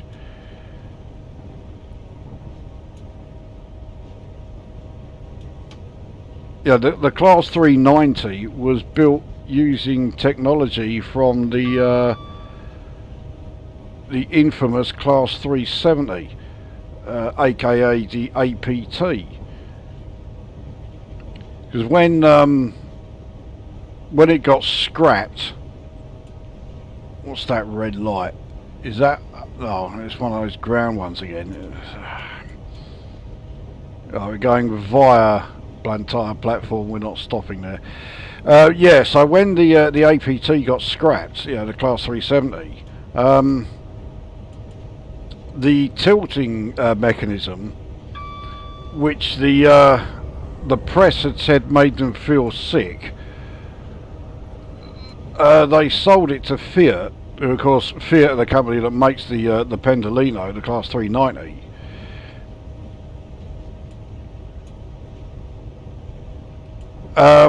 Now, bearing in mind to say that the British press were saying that oh yeah, this tilting mechanism is made us all feel sick and all this, so they didn't like it. When it got sold to Fiat, and they decided, okay, well, we're going to refine it, we're going to improve it, and make it work better on our trains. What do you think Fiat did to the tilting mechanism in order to improve it? What do you reckon was the changes that they made to it? Can't remember now. Do you own the Class 37 in BR livery? Yes. Not as a standalone DLC. I don't think there is a Class 37 loco DLC, but I've got plenty of routes where the Class 37 appears on them.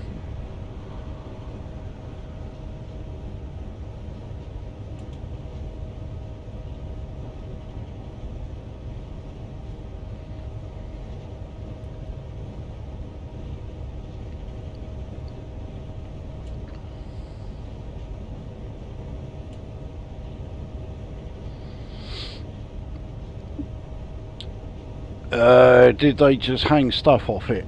No, they didn't do that.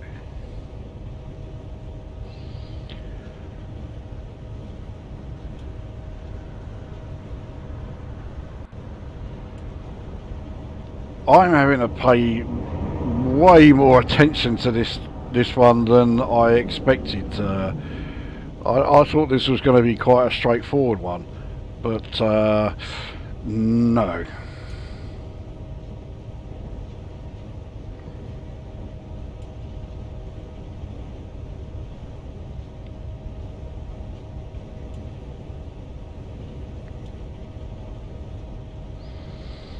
I thought the clue might have been in the name. Oh, from the Pendolino.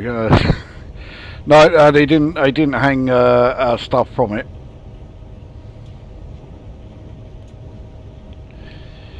At least with no lighting, you can see the signals in the distance. Yeah, trouble is that's all you can see. I mean, look at this.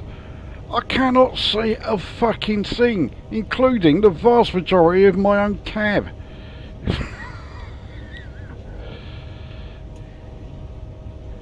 Oh, I need to start putting some brakes on. Well, I can tell you that what Fiat did to improve the tilting mechanism was absolutely fuck all nothing. Because there was nothing wrong with it. It worked absolutely fine.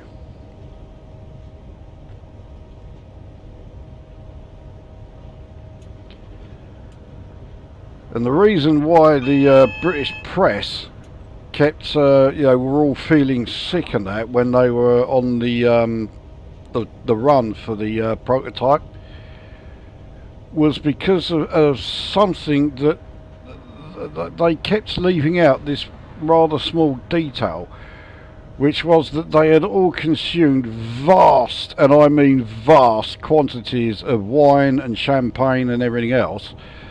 And that is what made everyone feel like they were going to puke. Is this for us? Yes, but what's this red one up there? I'm zoomed in as far as I can. Right, well, the HUD is saying there is no signal here, so I don't know what that red light is for. Okay, so it's going way off to the side here. See, if I could actually see what was happening, I might have been all right there. I'm fairly sure there is no time limit on this thing, so I should be okay, despite the fact that I am going painfully slow.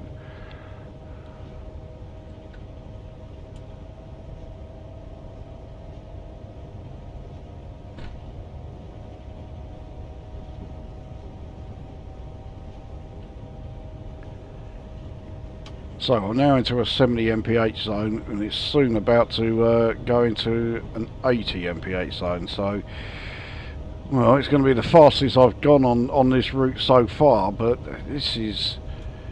Here we are, we're on 80 now.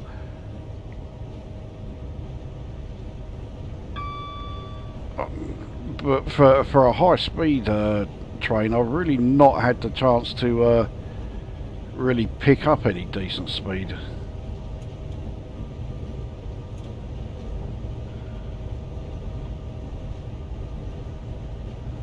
That's quite a hefty bump there.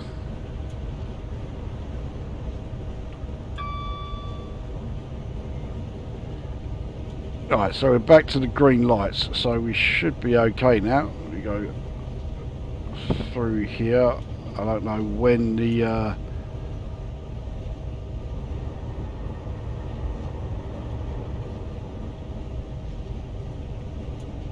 we've got a 75 coming up, which is why I am slowing down a little. I mean, I've not had to apply the brakes to get the speed down at all.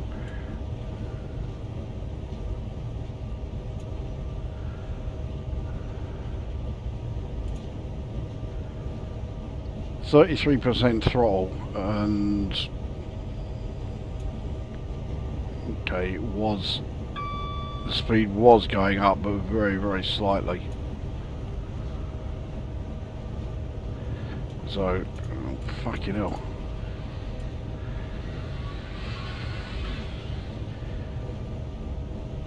Right, so 33% throttle, and speed is completely passengers listening to this are seriously considering pulling the cord. I reckon any passengers listening to this, I reckon they would have forced the doors open and jumped off fucking miles back. they were not that desperate to take their trip to Motherwell. That red light is a local brothel. Well, there you go. That I mean, I'm not as familiar with the sights of Motherwell as it would appear you are. So, yeah. Guernsey has arrived.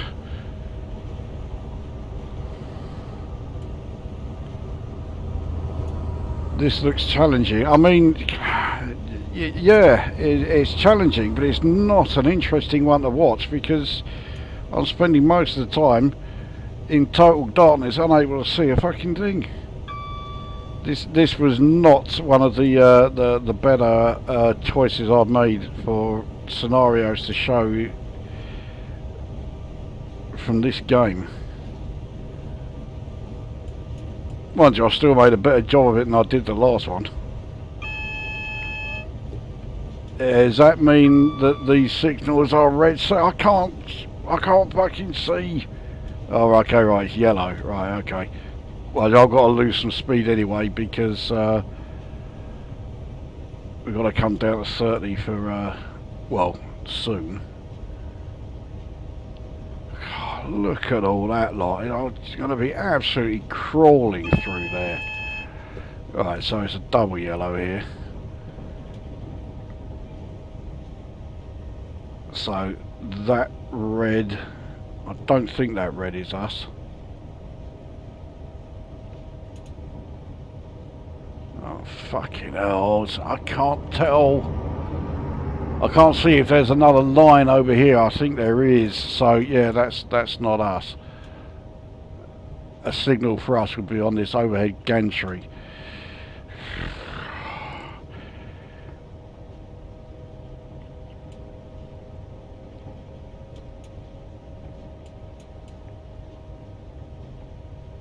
Yeah, we're okay.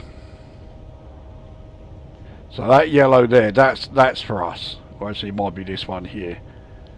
Alright, it might be that fucking green there. I'll tell you what, if it's the green I'll be happy. No, we're on the yellow here.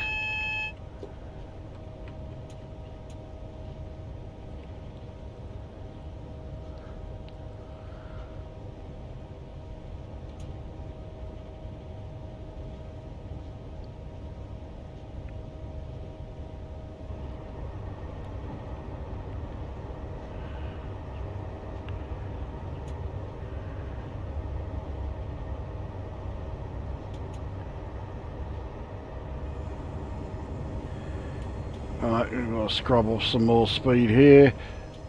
Is that... oh. And that's a red light that I've now passed.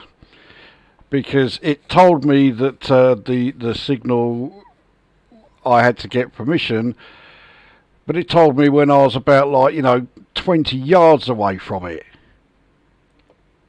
Fuck that scenario. That is an absolute cunt.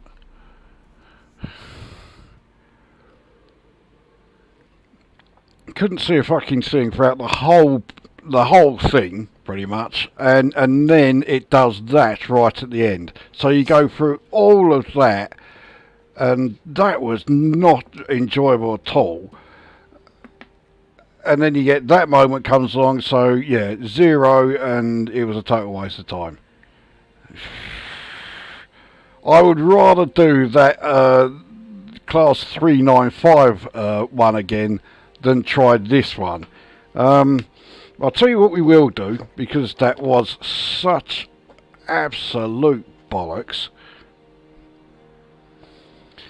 Let's have a look at the other class 390s scenarios, because there's no way any of the other ones will be as bad as that. Right, so that's the one we've just tried, and that's the one I am not going to go anywhere fucking near again. The trouble is, the other ones are all rated even more difficult, except because the 2 that I have already done. So what's this one? Drive a 390 from Carlisle to Carstairs in stormy weather, but at least it will be daylight. I might recognise some of this if it was daylight. Yeah, I dare say you probably would. That approach from Motherwell to Carlisle to Glasgow.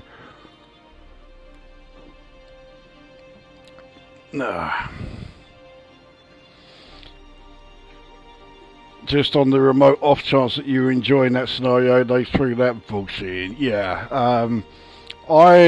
I'm going to stick my neck out here and say I think the chances of anybody actually enjoying that scenario was very, very low indeed. And then they put that in. I mean, that warning should have come up the instant you passed the previous signal, so it gave you the you know, time to you know, get the permission. Not like, you know, 5 seconds before you are about to pass the signal that you got to ask permission from.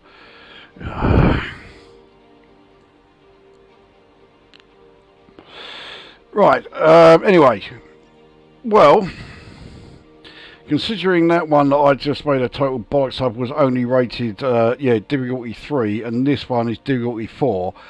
I'm not getting my hopes up, but let's do this one. Let's get the chance to actually see a 390 in daylight, and hopefully even get to see a 390 do some of the speeds that it's capable of, because that one was absolutely pitiful as well as fucking painful.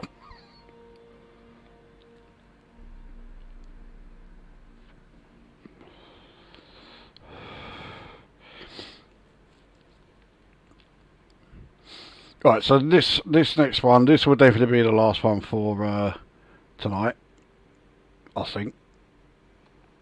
I mean, it's only 9:10, so...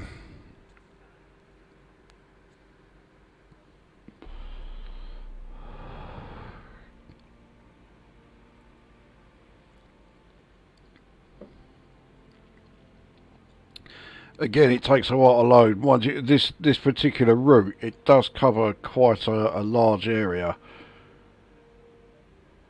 so I shouldn't be that surprised.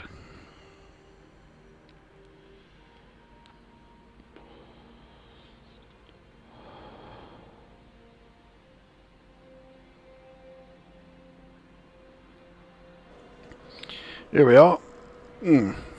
Extremely murky in that. Right, so today we're driving the early morning service from London Euston to Edinburgh, only as far as Carlisle, where another driver will take over. Oh, to London Euston, I was going to say. So we're calling at Lockerbie and somewhere else. There we go. That's what the cab of the 390 is supposed to look like. And that's what she looks like from the outside. We actually get to see that now. Anyway, let's get underway. What's the speed limit? 95 speed limit here. So, yeah, this is much more like it. Except we're barely moving, and then we got a 30 mph limit coming up.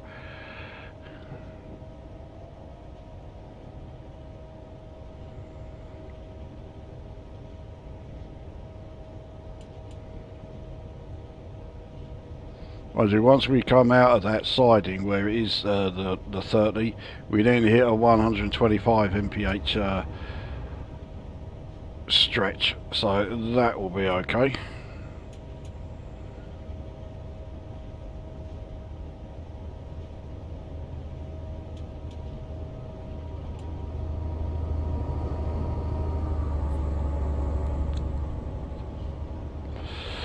I think it's one of those country ones you have to memorise the route and the nuances in order to pass it, definitely. And the thing is, because I'm constantly playing, like, you know, other routes and other locos, I'm never going to do that, you know, I'm never going to be able to memorise them.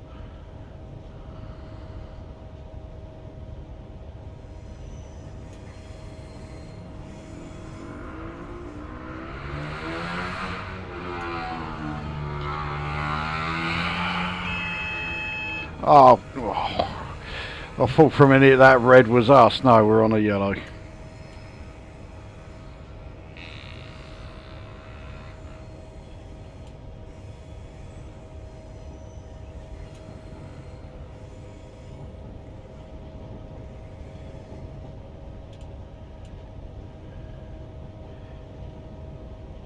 Right, now once the whole locomotive is out of those sidings, we should be able to then hit the 125. We haven't got to wait till we pass that sign. The only problem is all the signals are yellow.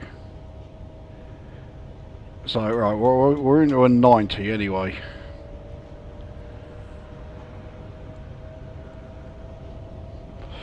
But whatever train it is that's up ahead, it needs to get a bit of a shift. Actually, looks like there's a... So we're into the 125 section now, but there's a green there. In fact, they're both green now, so okay.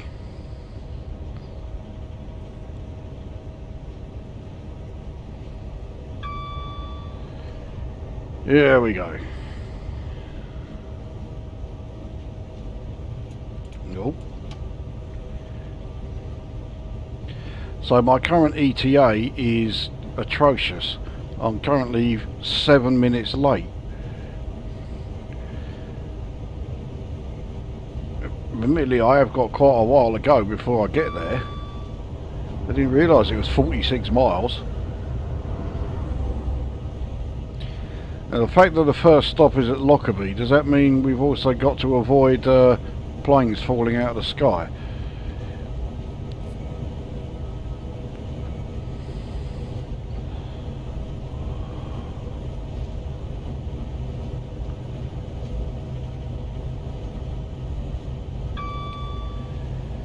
Right, well, if the signals stay green, then we're laughing for this this section.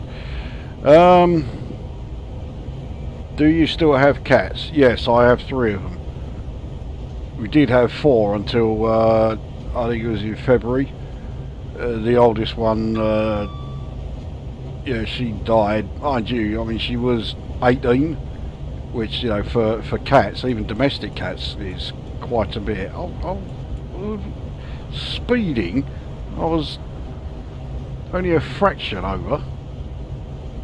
The trouble is now the speed is just constantly going down. You really got to put the throttle up to get any sort of, or any sort of acceleration out of this thing. Looks like all the power is all at the high end. While you're in there, try and find the cab interior light. Now you can see, yeah, that's not a bad idea actually. I'm sure while I'm doing 123 mile an hour, this is the perfect time to be looking for interior cabs, pantograph.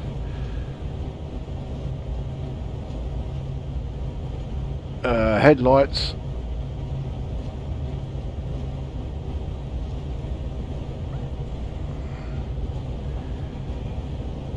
Oh, fuck's sake. Wipers.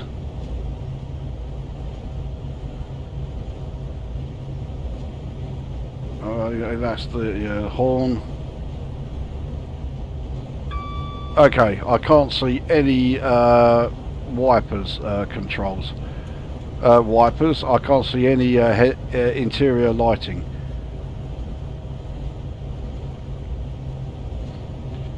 Which means that this locomotive, this is where you'll get loads of reviews on Steam from people saying you've got to pay, you know, the mere 500 quid for the Armstrong Powerhouse one because it has the cabin light feature on it.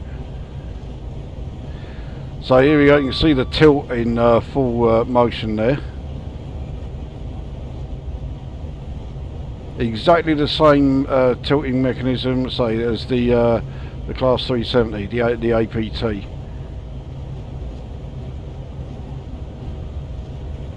But because there's no drunk paparazzi on this one, yeah, they didn't scrap it.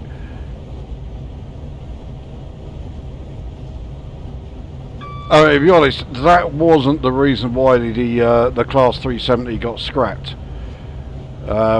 It was a PR disaster, but it wasn't scrapped for that reason.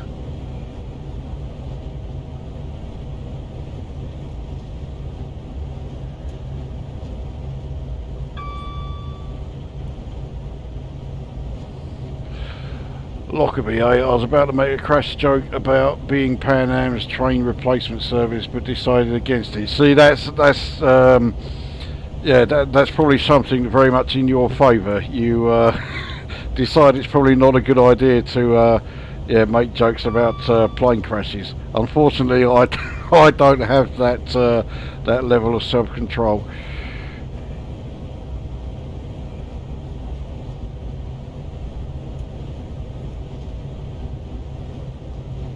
So I have made up some time on the ETA. I'm now only 6 minutes late.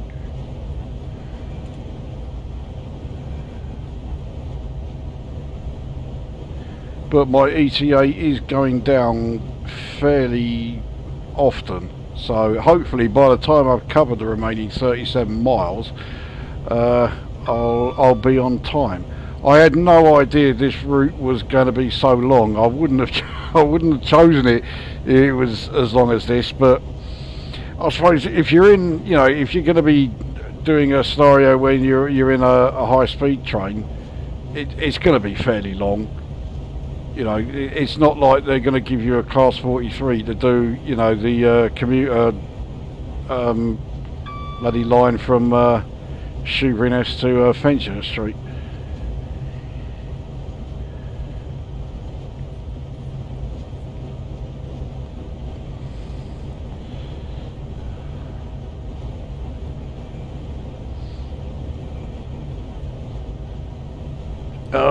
I've 2 now. Our third cat was 18 when she went. Yeah, I mean, considering domestic cats, their average sort of lifespan is 15 years, isn't it?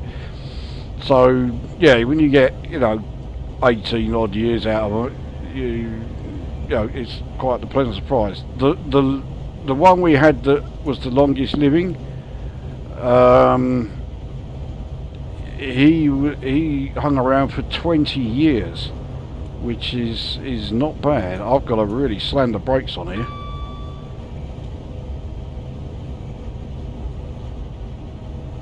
Slow down, you fucking thing.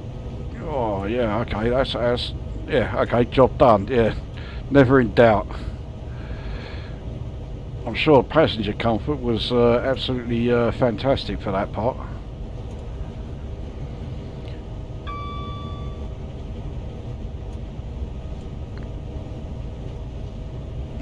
It's not something stupid, and looking up in the cab, there isn't a light switch up there. No.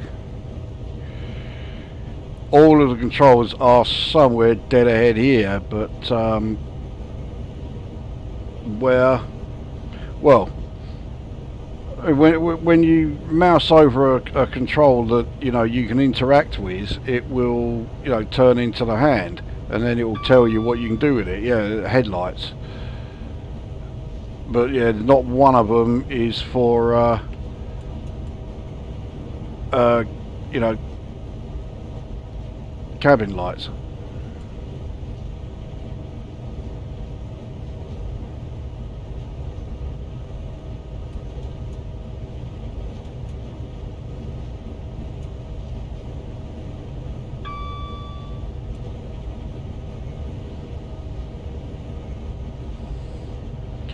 Well, soon approaching the 105 zone. And crank up the speed again. Trouble is, once your speed hits 3 figures, you can't be as accurate with the throttle here because you haven't got the speed to the decimal point.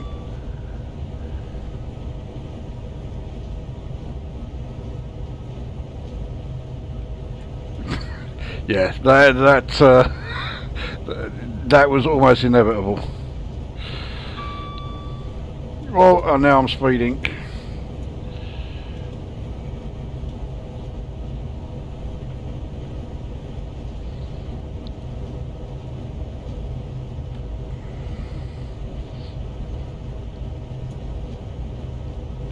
Now, I think it's the tilting mechanism on this thing means that I should have been able to take that corner at 105, no problem. I can only assume it was a bit too sharp.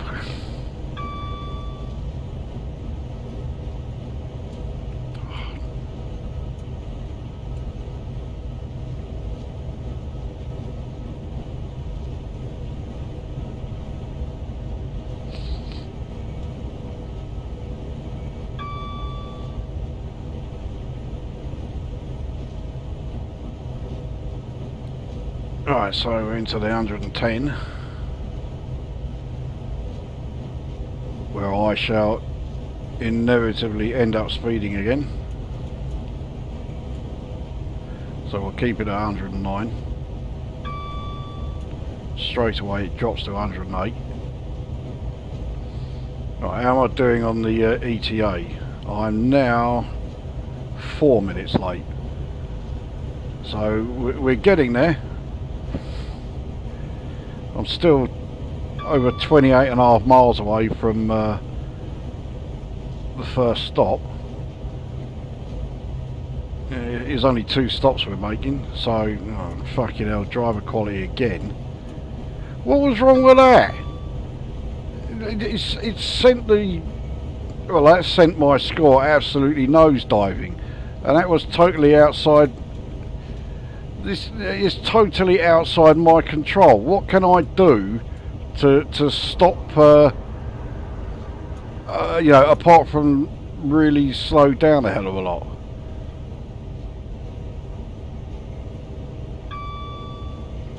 And now I've slowed down so much that I'm probably going to end up being late. So, right. So my score is now on minus 329 because I took this train round some corners doing less than the speed limit. I'm starting to remember why I didn't do too many HST runs whenever I play this. I tend to stick with either freight or commuter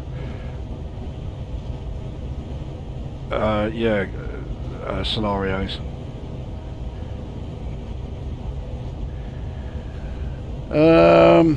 If your cats misbehave, do you make them play bad cat as punishment, or is that too severe? By the sounds of it, I'm going to be quite glad that I am able to say this, but I have no idea what bad cat is. But I do get the impression that it's not something that I'm really going to want to find out about. So yeah, I can consider myself rather relieved that that is the case. Fuck the passengers, they're probably all drunk anyway. Yeah, it's probably all the same paparazzi that led to the 370 getting cancelled. So yeah, bollocks to them. Sit them all in ejector seats and wait till, yeah, well, I'll fire them out now.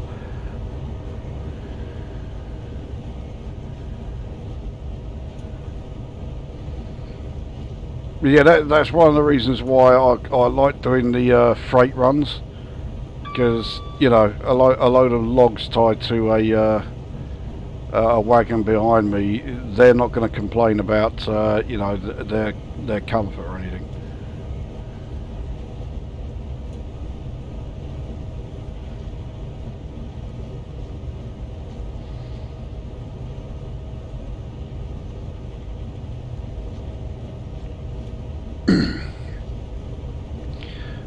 So we can speed up a little bit in a sec. Got another speed limit increase of 95.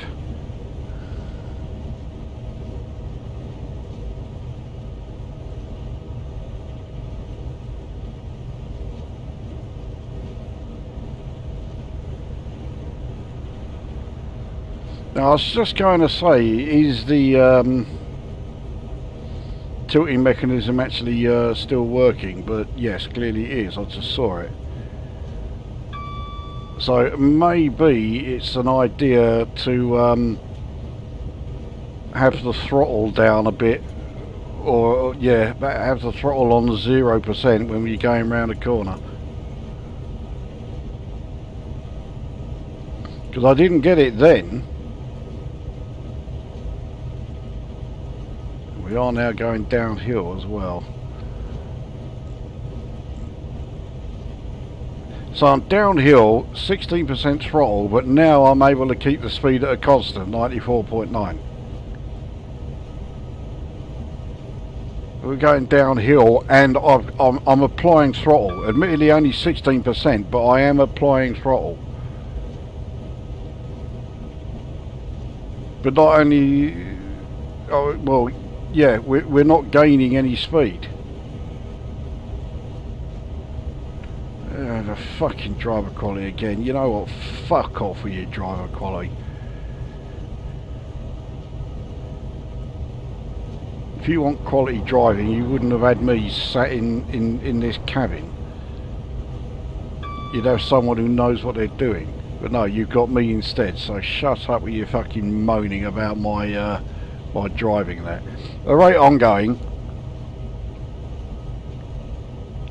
by the time we get to Lockerbie, once, or if I manage to get there on time, that will get my score back up to 0. So yeah, it's going well.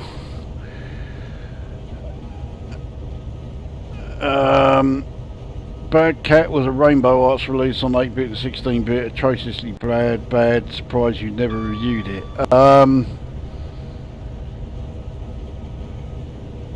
Yeah, so I've never heard of it. A title like that suggests it's one of those sort of cutesy ones, so yeah, I'd rather burn my face off than play it. And I say that despite the fact that I've never, I've never even seen it. Long may that continue, I think. What was that ballast loco you just saw? I didn't even see it.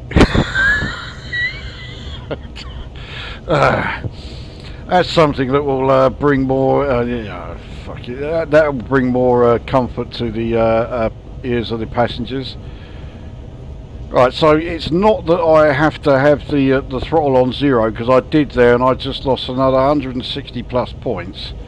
So now, even if I arrive at Lockerbie early, my score is still going to be in the minuses. So, I mean, I dare say I am missing something. This scenario is rated, 3, but I can't see how I can actually get around without losing points. The whole point of the tilting system, which you can see here, is so that you can get round these corners faster, and the passengers will be absolutely fine with it. Now, does this mean there's another train coming out? No, I just caught up with it. See, that corner was nowhere near yeah.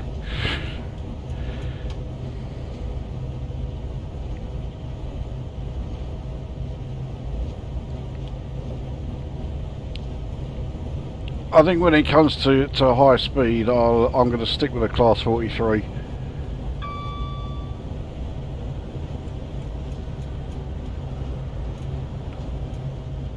Actually, that's not true, because you can get the 370 as a loco DLC. I definitely want it. Oh fucking hell! Now I'm speeding. It's going brilliantly well here. I mean, I've got that Employee of the Month certificate absolutely nailed on, haven't I?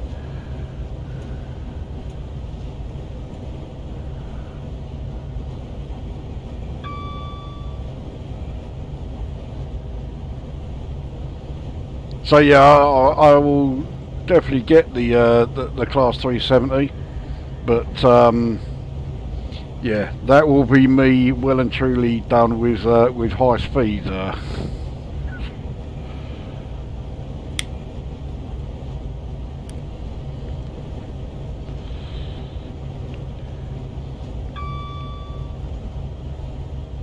That looks yellow up ahead.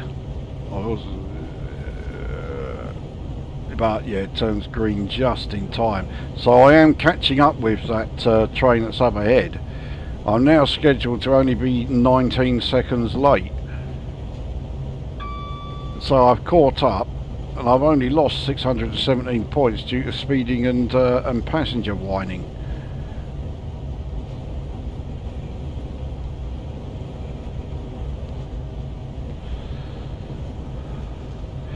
So it means I can't even get the bronze rating for this scenario, but I'm determined see it through to the bitter end. I knew that was coming.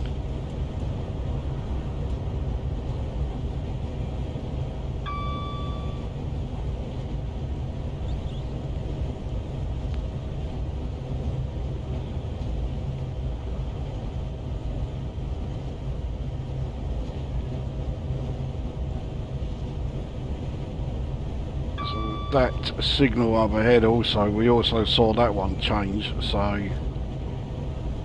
I'm now 1 second late with the ETA, and now my ETA is early. I mean, it won't be enough, I'm still going to be in the negatives, but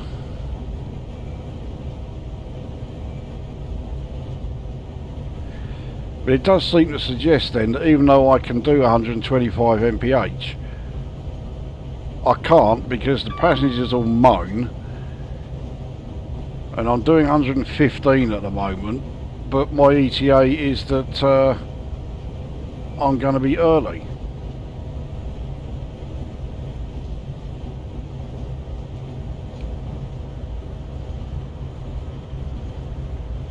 I can't believe they didn't complain about that. I took a corner at 117 mile an hour, and none of them moaned.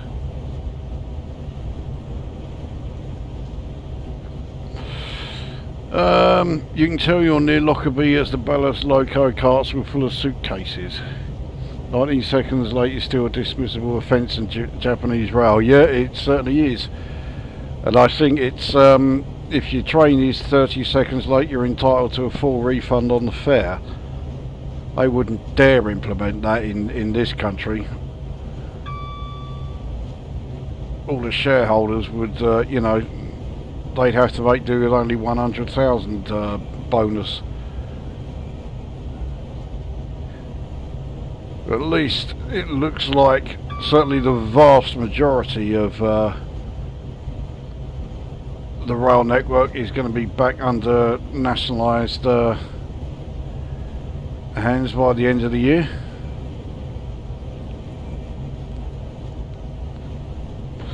Try not to bring politics into this, because that always goes well on YouTube discussions.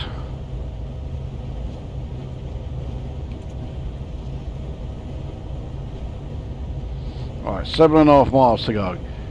Thing is, that's 7.5 miles to the first stop. Yeah, I've still got 20 minutes from the first stop to the second, so I reckon by the end of this my score will be in the minus, it'll be in 4 figures minuses.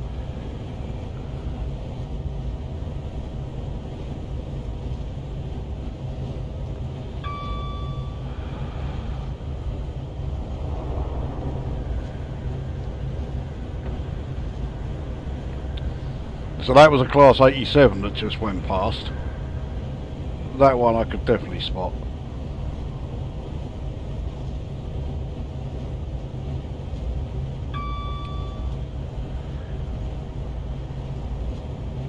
Shareholders not for long, yeah. Still long enough for me, but well, more than long enough for me, but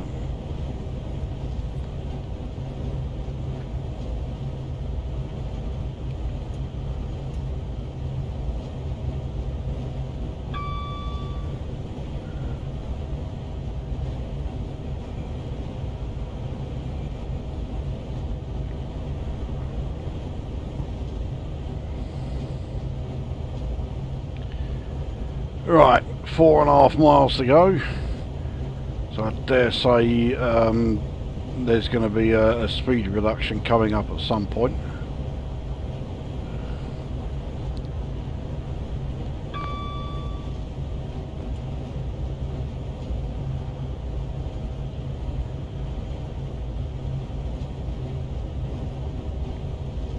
And my ETA is now 30 seconds early.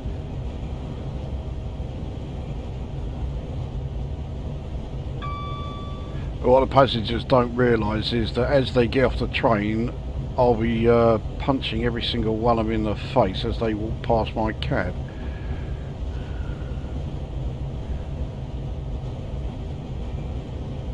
Alright, so this next signal, it looks like I'm catching up with the train ahead. That's a double yellow.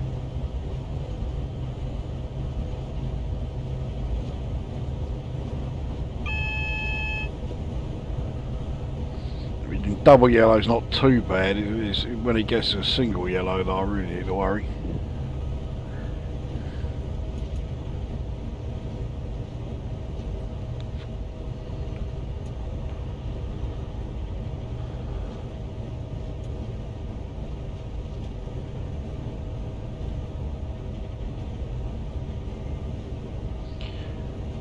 Okay, there's no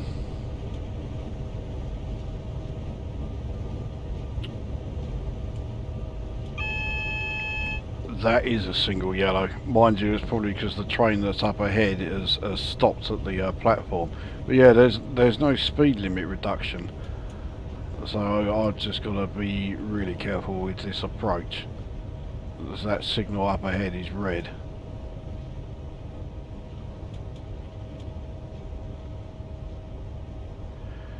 I think the brakes on this thing seem to be pretty good.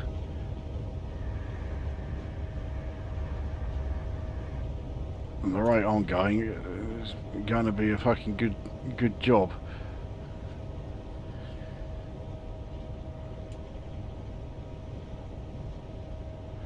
Okay, so it's up to single yellow now, so we can keep going and pull into the station.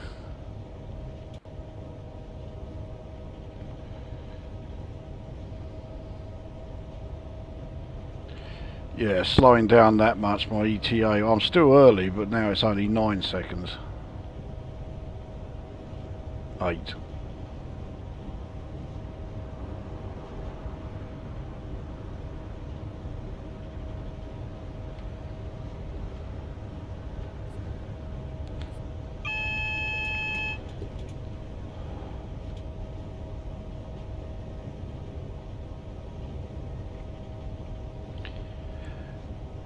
It's already changed to double yellow when I passed it, so yeah, whatever that train was that's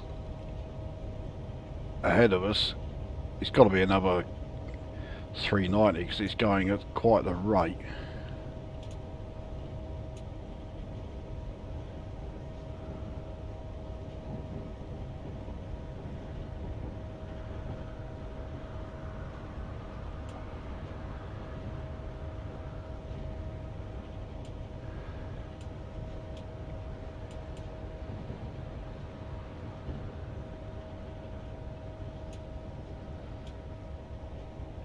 Well, there's no way I'm getting the entire train on this platform by the looks of it. Well, no, maybe I will.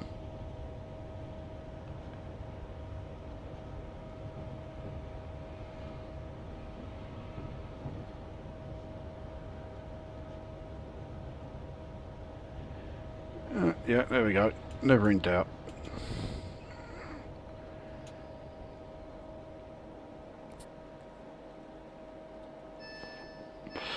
So, 20 seconds early. Right, my experience with train simulators is limited to playing Evening Star on the BBC Model B. Now, I've never played Evening Star. I know if Gans Teeth is still here, I know he has. He did a review of it. I had never heard of it. But I am quite a fan of the Evening Star Loco. I mean, I like the Class 9Fs anyway, but yeah, the Evening Star itself was a great thing.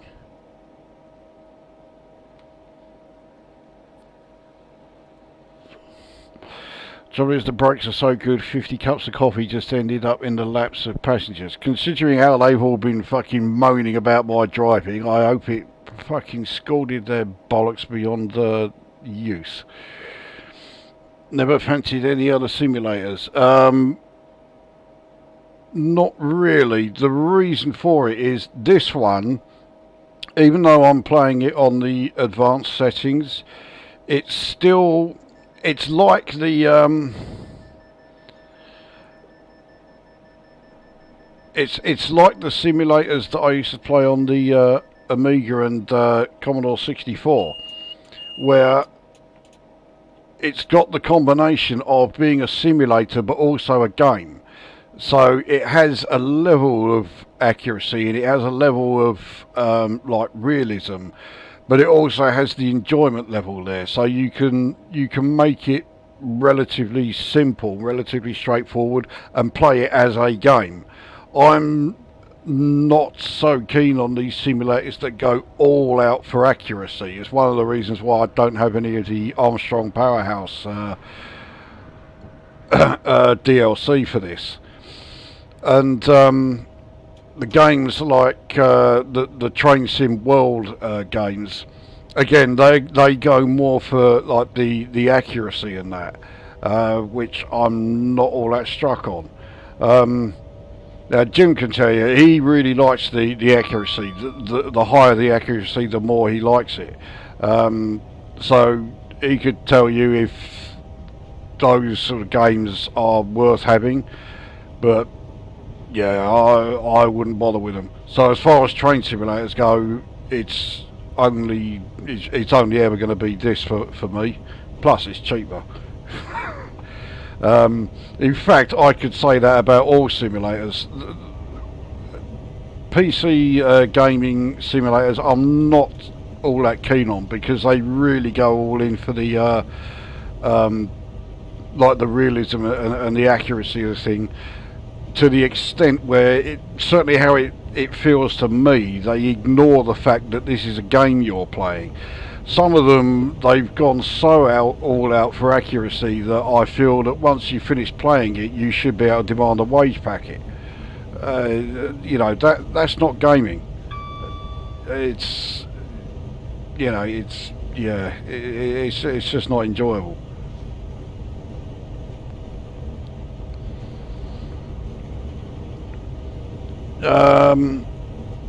I only played Evening Star a little bit. I meant to go back to it at some point.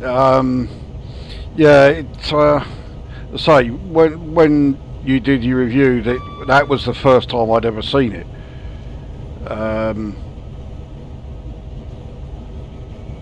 I mean, when you bear in mind the obvious limitations that a Commodore 64 is going to have, being able to do, like, you know, an accurate train simulator on there is a really tall order. But if you take that into account, you can't complain. It looks fine. Yeah, I mean, like the Microprose simulators that I used to play on my 64, you know, like Gunship and F-19 Stealth Fighter and was it F-15 Strike Eagle. Absolutely nothing like you know, taking the controls of the real thing, but it was a game, so it gave you enough level of detail and enough level of accuracy for the game to still be like really enjoyable. That really was Microprose forte. They were fantastic at doing that. They always got that balance absolutely spot on. So they were great games to play. The blistering frame rate of 2 seconds per frame on Evening Star. I mean, it can't be as bad as you know, stuff like Driller. Well, I can't remember the game engine and that it used. Was it Freescape or something? It was far too slow. I just couldn't enjoy any of those Freescape games. The idea was certainly there, the ambition was there, but execution, those games were always, you know, sort of like divided opinion. I know several people out there who thought they were great. Well, I just couldn't get on with them at all. It's too slow for me.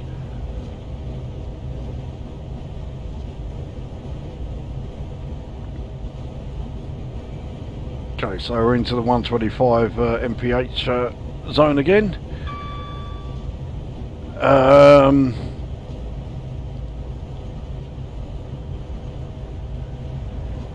I believe DCS on PC is that in-depth combat flight sim that some of the aircraft come with 400-page PDF files. I can well believe it. and just seeing something like that would just like put me off. It would be like, you know, come on, at what point am I meant to enjoy this? Yeah, it would just, yeah, I would not be a fan. Super S line is long overdue. I hope it's in the pipeline. It really is. The sea-to-sea line, I mean, it's not like it's not used very much. It's used a hell of a lot. And when you consider some of the lines that are on, you know, available for this, including some that have only been proposed, they're only like theoretical. They don't actually exist. You know, like the North Somerset one that I've got, one of the Scottish ones I've got, I can't remember if it's the Glasgow Airport link one or if it's the Glasgow to Edinburgh one, but one of them I've got, yeah, the line itself doesn't actually exist. It's just been proposed, and they've gone and put it on here anyway, as it would be if it was running. And yet, yeah, the Southend sea-to-sea line doesn't.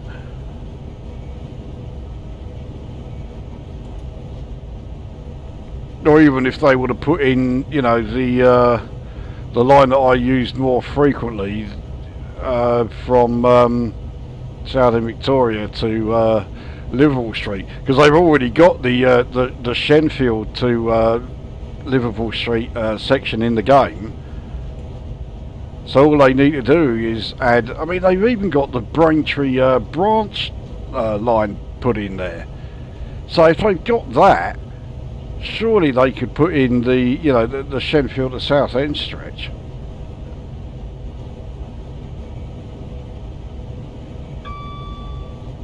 I have some paid DLC from MS Flight Sim 2020-2024 that I feel should award me with a commercial pilot's license.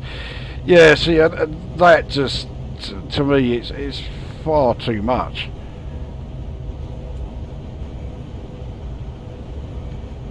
That drive quality thing really is starting to take the piss. So I'm 8 points away from being in a position where I cannot get a score, you know, a positive score.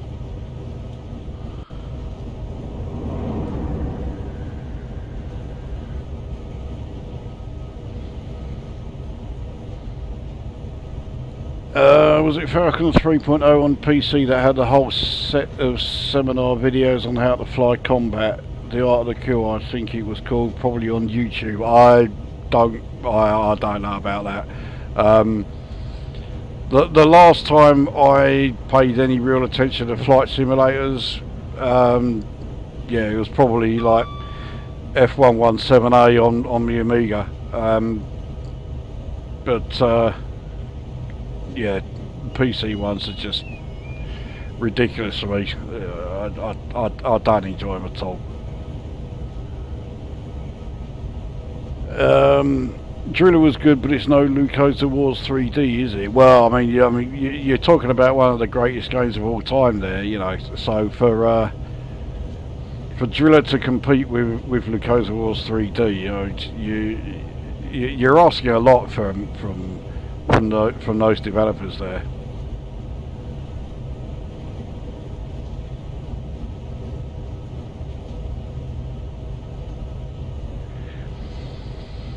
Didn't Driller use the same 3D engine as Lukozer Wars 3D? I believe it did. I mean, obviously Driller lacked the in-depth, you know, gameplay of Lukozer Wars 3D. You know,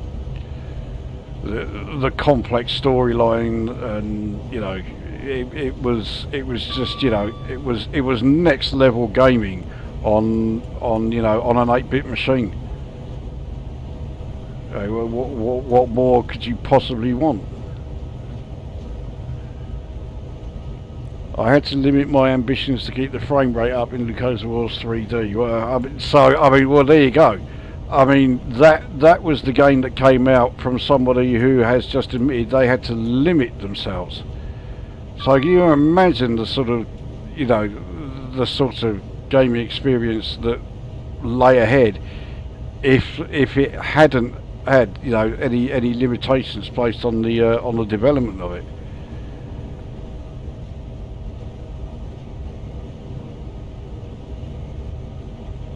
I mean, you see the sense of freedom you get in gaming from stuff like, you know, No Man's Sky, but I mean, can it possibly you know, compete with the likes of Lukozer 3D? I think not.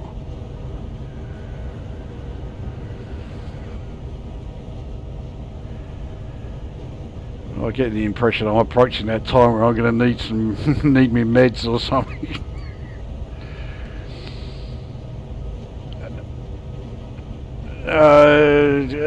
Driller, Darkside, Total Eclipse, Castle Master were too slow to be enjoyable on the C64. Yeah, that was that was the thing I had.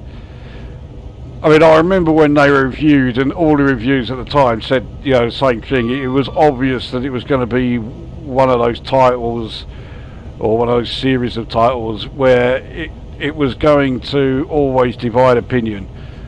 And for everyone who thought the game was fantastic, you were going to get somebody who thought the game was shite. I mean, I would not go so far as to say I think the game was shite, but it was just too slow. And yeah, I got bored with it very, very quickly.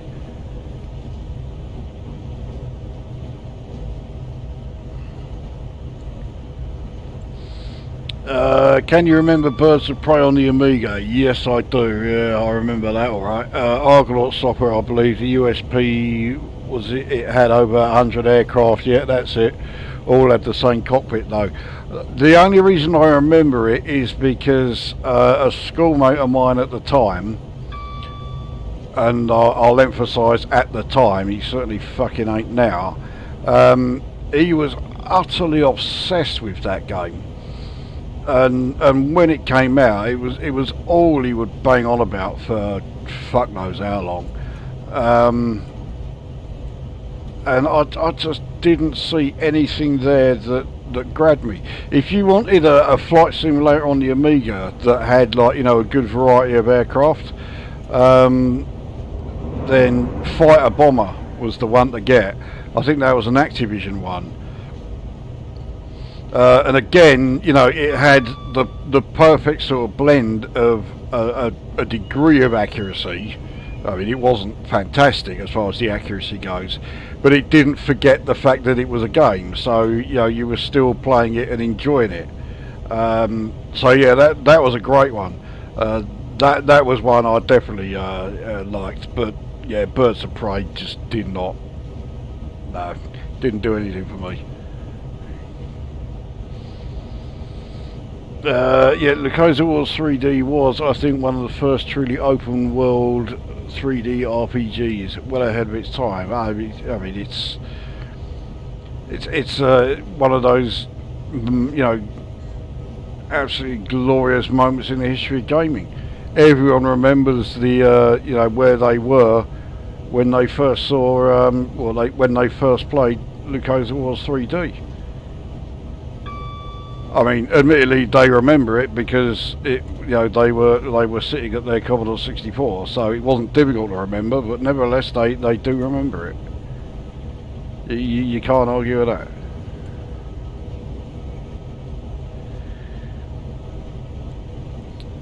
F-16 Combat Pilot from Digital Integration was my go-to Amiga flight sim. I wasn't all that struck on that one. I mean, it wasn't the worst. It's you know, it was better than A10 Tank Killer, which was one that I had. I got that because I loved the A10. It was a great aircraft, but yeah, that sim was not brilliant. But yeah, F-16, it didn't grab me. It didn't help that I wasn't particularly interested in the aircraft in it. The F-16, I always thought was a bit boring.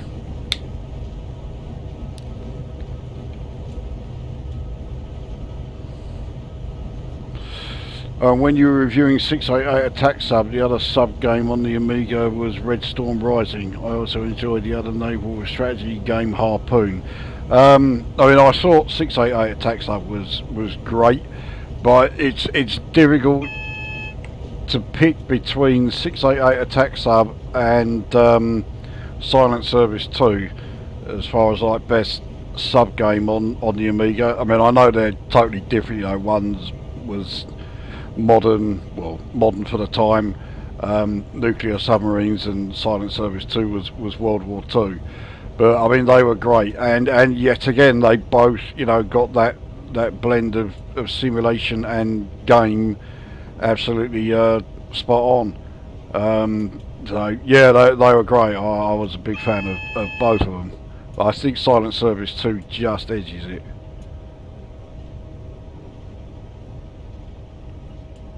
I've slowed down pretty early. I'm getting a lot of these. Have I got any red signals coming up or something? Well, I can't see any. Yeah, it looks like that's a red. Now, is that for me though? Yeah, there's a red one on my side.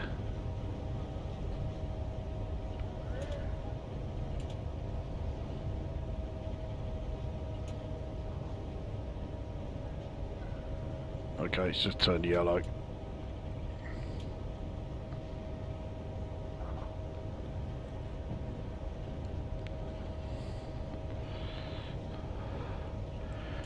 So I mean, as far as like, you know, arriving on time and that, I mean, admittedly I've only got 2 stops, but yeah, I will have arrived on time at both stops, no problem.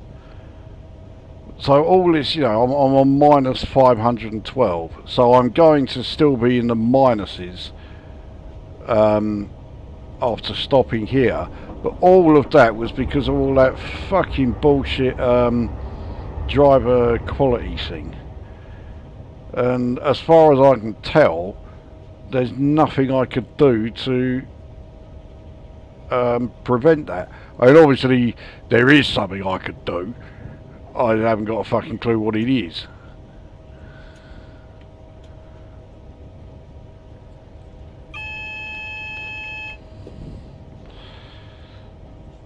Setting that thing off while I'm taking the drag off with Fag. What the fucking hell does this game think it is?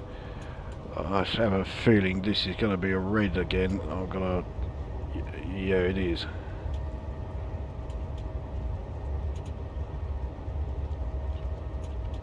Mind you, I am going to need to get a little bit closer.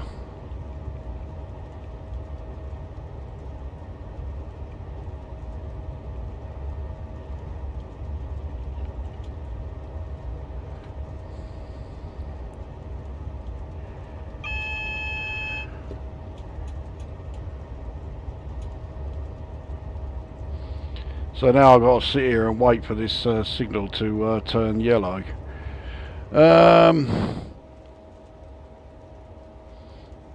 Scandals at Lukozer Wars isn't listed on Lemon. No doubt it would have scored 10 across the board. I can only assume that's the reason why it's not on there, because they wouldn't want one game series to absolutely dominate the entire you know, the entire site.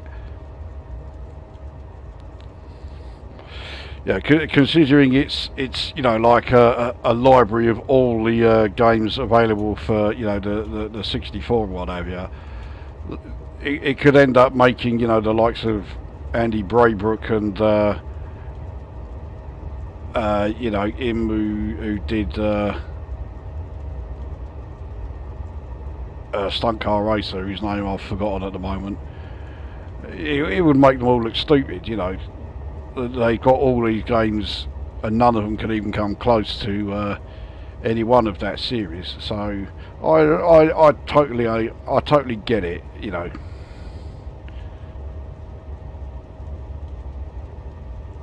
They got to share the spoils of the you know, what the 64 was capable of somewhere along the lines.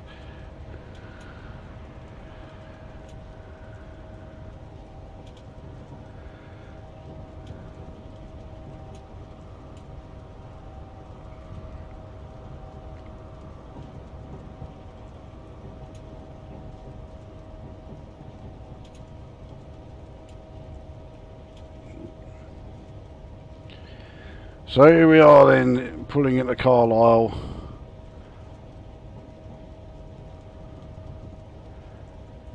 On this go that, yeah, I will be scoring a negative score on, which is fucking ridiculous.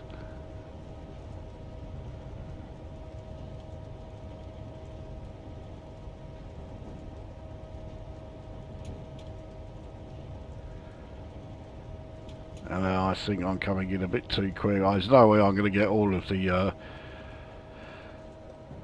carriages on there. So, yeah, right, let's let these cunts off. Punch every single one of them as they walk past. Fighter bomber had a reasonable frame rate as long as you went nowhere near Mount Rushmore. Yeah, yeah, that was true. Yeah, you wanted to stay away from that. I mean, it was fine if you were playing it on Amiga 1200, but yeah. I only ever played F-29 Retaliator and Wings of Fury on the Amiga. F-29 Retaliator was a fucking joke. You have arrived on time at Carlisle and will now hand over the keys to another driver who will take the train to London Euston. Yeah, and he's fucking welcome to him. So, yeah, after all that, my score is -12. So this will come up as 0, yeah. So I mean, right, the speeding, yeah, okay, I get that, but look at all this fucking drive quality bollocks, and what the fuck am I supposed to do, you know, to avoid it? I mean, I dare say, like I said, obviously there is something I can do to avoid it. But I haven't got a fucking clue what it was. So without all those drive quality things, I would have easily got the gold level. But I did get all those drive quality bollocks things, so I didn't get the gold level. Right, where are we on the chat here? Oh yes, I remember Mount Rushmore. It seemed impressive at the time. Looks terrible now. Yeah, I remember at the time. Yeah, I thought, fucking hell, that looks absolutely great. But yeah, it's it hasn't aged particularly well, has it? I loved Retaliator, but preferred it on PC. You're the only person I know who has said they liked F-29 Retaliator. I thought it was terrible. It's just a shame that they followed Retaliator with Epic. I mean, Epic was just a fucking joke from start to finish, wasn't it? I need to say, if I'm having a bad day at work, I always watch your Amiga review of Yolanda. It cheers me right up. I needed fucking therapy after reviewing that one. I enjoyed the bombing missions in F-29, but struggled with the air-to-air combat. Fun game, though. I mean, the thing with F-29 is it was another one of those that overpromised and delivered next to fuck all. You know, telling you stuff like, oh yeah, you're able to carry nuclear warheads and that. What it failed to mention was the fact that, yeah, because the aiming system and whatever was so broken that your ICBMs that you were carrying, you know, with nuclear warheads, you had to fire them at point blank range or they wouldn't hit anything. It wasn't very well done. The R-Type review always makes me laugh. Oh, dear, all these games that I'm still getting treatment for. Lukozer loves R-Type almost as much as Rainbow Islands. Yeah, I mean you're accurate in that last part. Yeah, I rate R-Type as much as I do Rainbow Islands for sure. Jeff Kramer for Stunt Car Racer. That's it. Yeah. Carlisle is so miserable that it rains indoors. I mean, rain in the north of England, it's a difficult concept, but it does happen, yeah. People don't like a fast train going fast. Yeah, that's certainly what it feels like. And I didn't even know. I mean, it shows how long it's been since I... don't worry, I'm not starting another one, but I didn't even know that DLC, which one was it? This one here. West Coast Main Line North. I didn't know it had that driver, drive quality feature on it, because there are not very many DLCs that have it. So obviously this is one. The only other one that I know of that has it, because it's one that I've got, is We get there. Jeez, well, where the fuck is it? Yeah. This one, the London to Faversham high speed one, which, yeah, I also made a total bollocks up earlier as well. So, yeah, those two definitely do have it. I'm not aware of any others that do, possibly because none of the others, will allow me to get to that sort of speed. Mind you, or the one I've just done, I mean, a class 43 would outperform, what I was doing there. It would run, every bit as fast, if not faster, than the 390 I was driving. And I don't think that would have had any issues with the tilting thing. It's almost as if it was the tilting thing that they were all complaining about. But the train tilts. There's nothing that can be done about it. So, yeah, I don't know what the fuck that was all about. It's like complaining about Concorde going too high and too fast. Yeah, yeah. I mean, obviously it was down to the way I was driving it. I was obviously doing something wrong. I haven't got a fucking clue what it is that I was doing wrong, but clearly, my score makes it very obvious that I was doing something, doing something wrong. As it is, that will do for high-speed trains. The only other high-speed train that I will be doing in any more of these streams is possibly the most infamous one of the lot, actually, when it comes to the tilting thing. And that will be when I get the DLC for the Class 370, the old APT. I will give that a go. But I don't have that at the moment, so, yeah, no more high-speed for a bit. No idea what the scene will be for the next train simulator stream, but I'm sure I'll come up with something. And as for the actual next live stream that I do, I'm sure this will thrill plenty of people, but it's almost certainly going to be Elite Dangerous. It will be when the Panzer Mark II comes along. I'll grab hold of one and we'll see how it does. It does also depend on one thing. The last time I played Elite Dangerous, the connection to the server was so atrocious, so bad, that it took ages just for the loader to, well, firstly for the loader to load, and secondly for the loader to then connect to the servers. The game itself, the connection to the servers was totally fucking ridiculous. So if it stays like that, then okay, I'll stream something else. But I'm going on the far from safe assumption that that issue will not be happening when I next plan on streaming it. So that's what's penciled in anyway for the next stream. I don't know when it will be.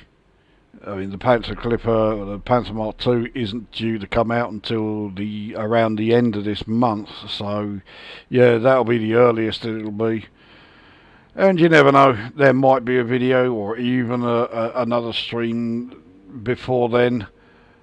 Maybe like Age of Empires 2 or something. Who knows? But that is definitely enough for now. It's been bad tonight on Elite. What a surprise. I say, if it's anything like it was when I last played it, I mean, I'll be honest, I did buy the fucking Corsair. Yeah, I know it was a shitty idea and I shouldn't have done it, but I did. And yeah, it took me 3 days just to upgrade and outfit it, let alone engineer it, because the connection was that bad. So it made me really, really fucking regret getting the fucking thing. But nevertheless, I do have one. I have not yet flown it in any sort of meaningful capacity, so I have no idea what it's like. But yeah, and if it's like that, I'll give it a test before I even think about buying the Panther Clipper. But if it's as bad as that when I do my next test, then yeah, I'm not going to bother with the fucking thing. But that's all still to come anyway. So let's not sour the the stream anymore by banging on about fucking Elite Dangerous. So yeah, that's this thing done. Now go away.